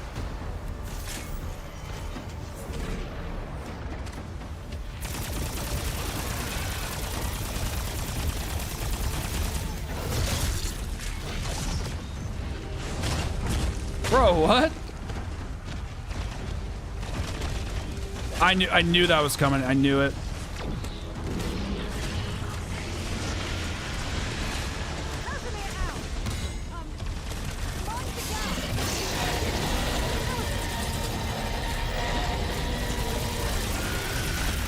Okay. Phase 1. Phase 1. Oh shit. So basically what happened, and it's hard to hear during the cutscene, but if someone wants to fill Dr. A on the cutscene, but basically like the like magic that we used to like get out of that pocket dimension that we were just in, it shattered some shit or whatever, and it basically like released a bunch of energy, and it turned the dinosaur into a villain.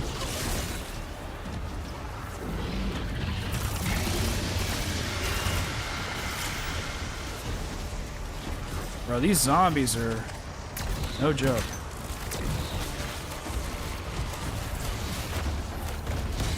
Thank you. I need this.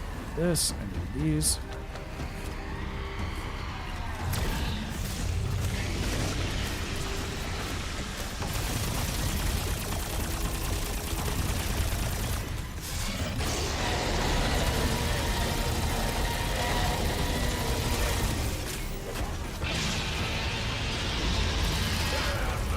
Bro is pissed. Wait, what?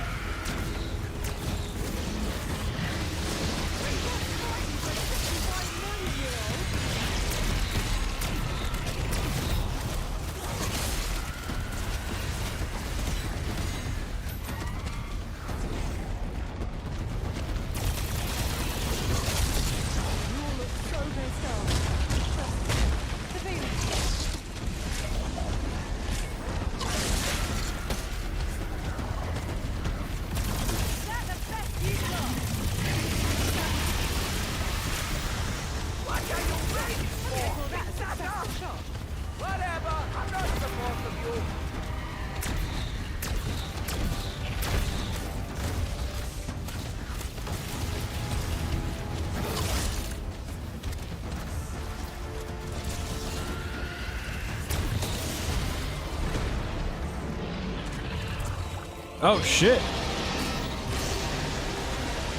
Come on, Rick.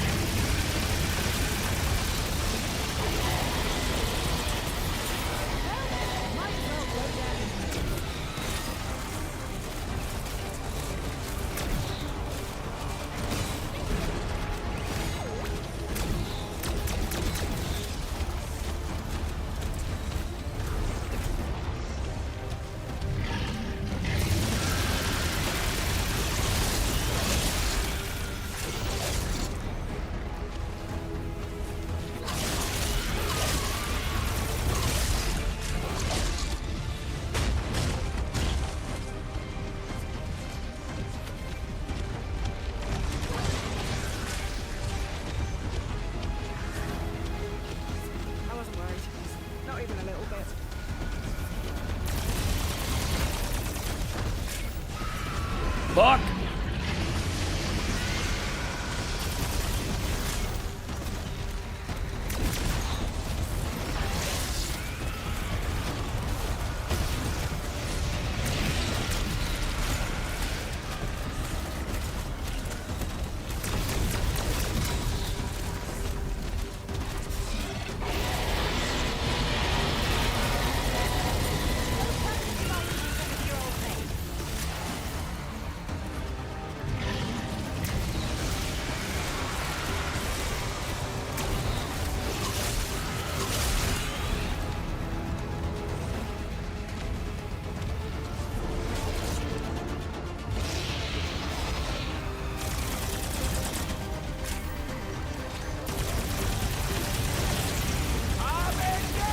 Okay, here we go.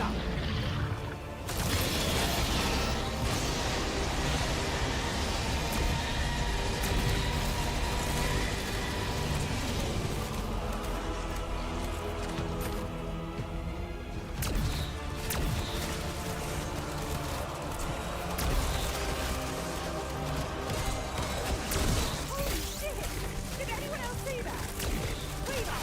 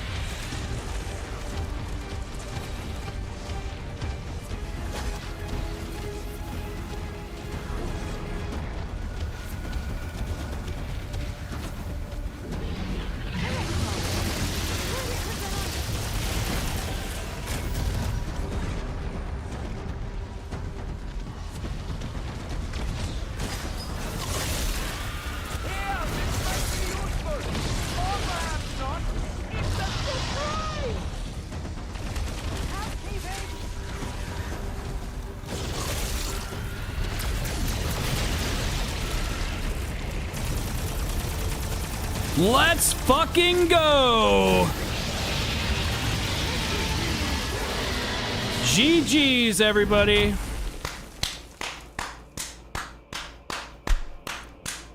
Let's fucking go. That was awesome. That was awesome. I'm really glad I got to experience that with you.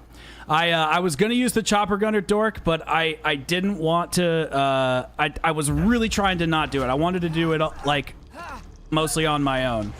You know, that was awesome. GG's, everybody. Couldn't have done it without you. Locked in.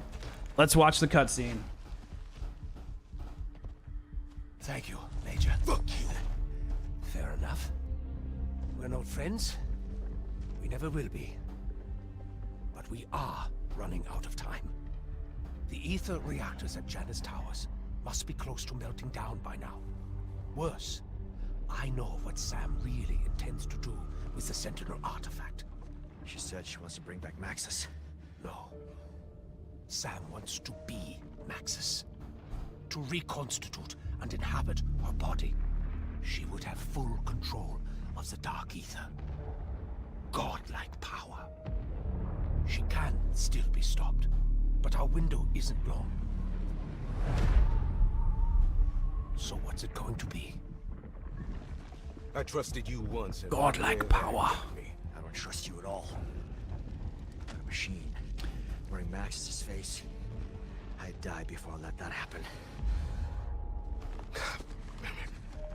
Okay, okay. You got a plan? Always. Always. All right, that was awesome, guys. So yeah, just to kind of answer the couple questions that a couple of you guys asked. So basically, Dr. A, Sam AI wants to become the real Sam Maxis, so they're gonna try to stop it. And basically, you have to kind of play the egg to understand what's going on. But basically, like, Sam AI is evil and wants to become the real Sam Maxis, and we fucked up Richtofen's plan to get back his kids, his wife and kid. Where was it? Loyson. Wait, was it you or who? Oh yeah, is the strat to so when the dinosaur's biting your ass, you need to essentially you need to run towards him. Actually, just a pro tip, running towards the dinosaur in general is just like smart gameplay overall, because if you run through him, he can miss you sometimes, and if you can slide fast enough, you'll avoid getting thrown in the air from his tail. So you want to charge the dinosaur more than run away from him. Running away from him is actually bad, and you'll get down super easily if you get bit from that first bite and then slide under him, and then he'll whack you with the tail. You can go down from that. Or if you run after he bites you and you run forward, he'll bite you a second time, and that usually will get close to downing you or potentially downing you if you get stuck in the gas and stuff. And then, so yeah, you just want to be slipping and sliding around the map as much as possible. And and chopper gunners are really helpful as well. I always recommend getting the Wunderwaffe if you can, but the boss fight, if you just charge the dinosaur like 95% of the time, or avoid his bites, he'll basically do a loop when he's biting you, and then he'll stop to roar and let out vermin and stuff. So if you can avoid it. But if you just charge him, he'll miss you, or you can just kind of shoot him and slide through him. That's kind of the play. So yeah, it's very counterintuitive. It's kind of like a Souls fight. You have to like figure out the strategy. That's why it's really cool. But now that once you know it, it's actually pretty easy. So yeah, I don't know why Maya or Gray are in this map, because they don't really do anything. But yeah, hey guys, I just want to say, because I'm about to wrap up here. Have a good night, Dr. A, and Empla, Loyson, Total Dork, Blazing King. Yeah, those dead slides almost fucked me over. Jeepus, Sam Edge, Hypexers, Killa Iceman. Killa Iceman's an OG for sure. Revived. I think it was King. Oh, I can't see the donation. It was King something. I'm forgetting off the top of my head. But I just want to thank you all for coming to the stream tonight. This is the last stream in this location, so the next time you see me, I will be at a new place, a new setup. I'm moving to South Carolina. I appreciate you all so much for the support for this stream. It was super awesome. I can't wait to go live with you in my new location in just a few days. Take care. Loved having you in this location for the last few years, and I will see you guys all in the next video or live stream. Peace out, everybody.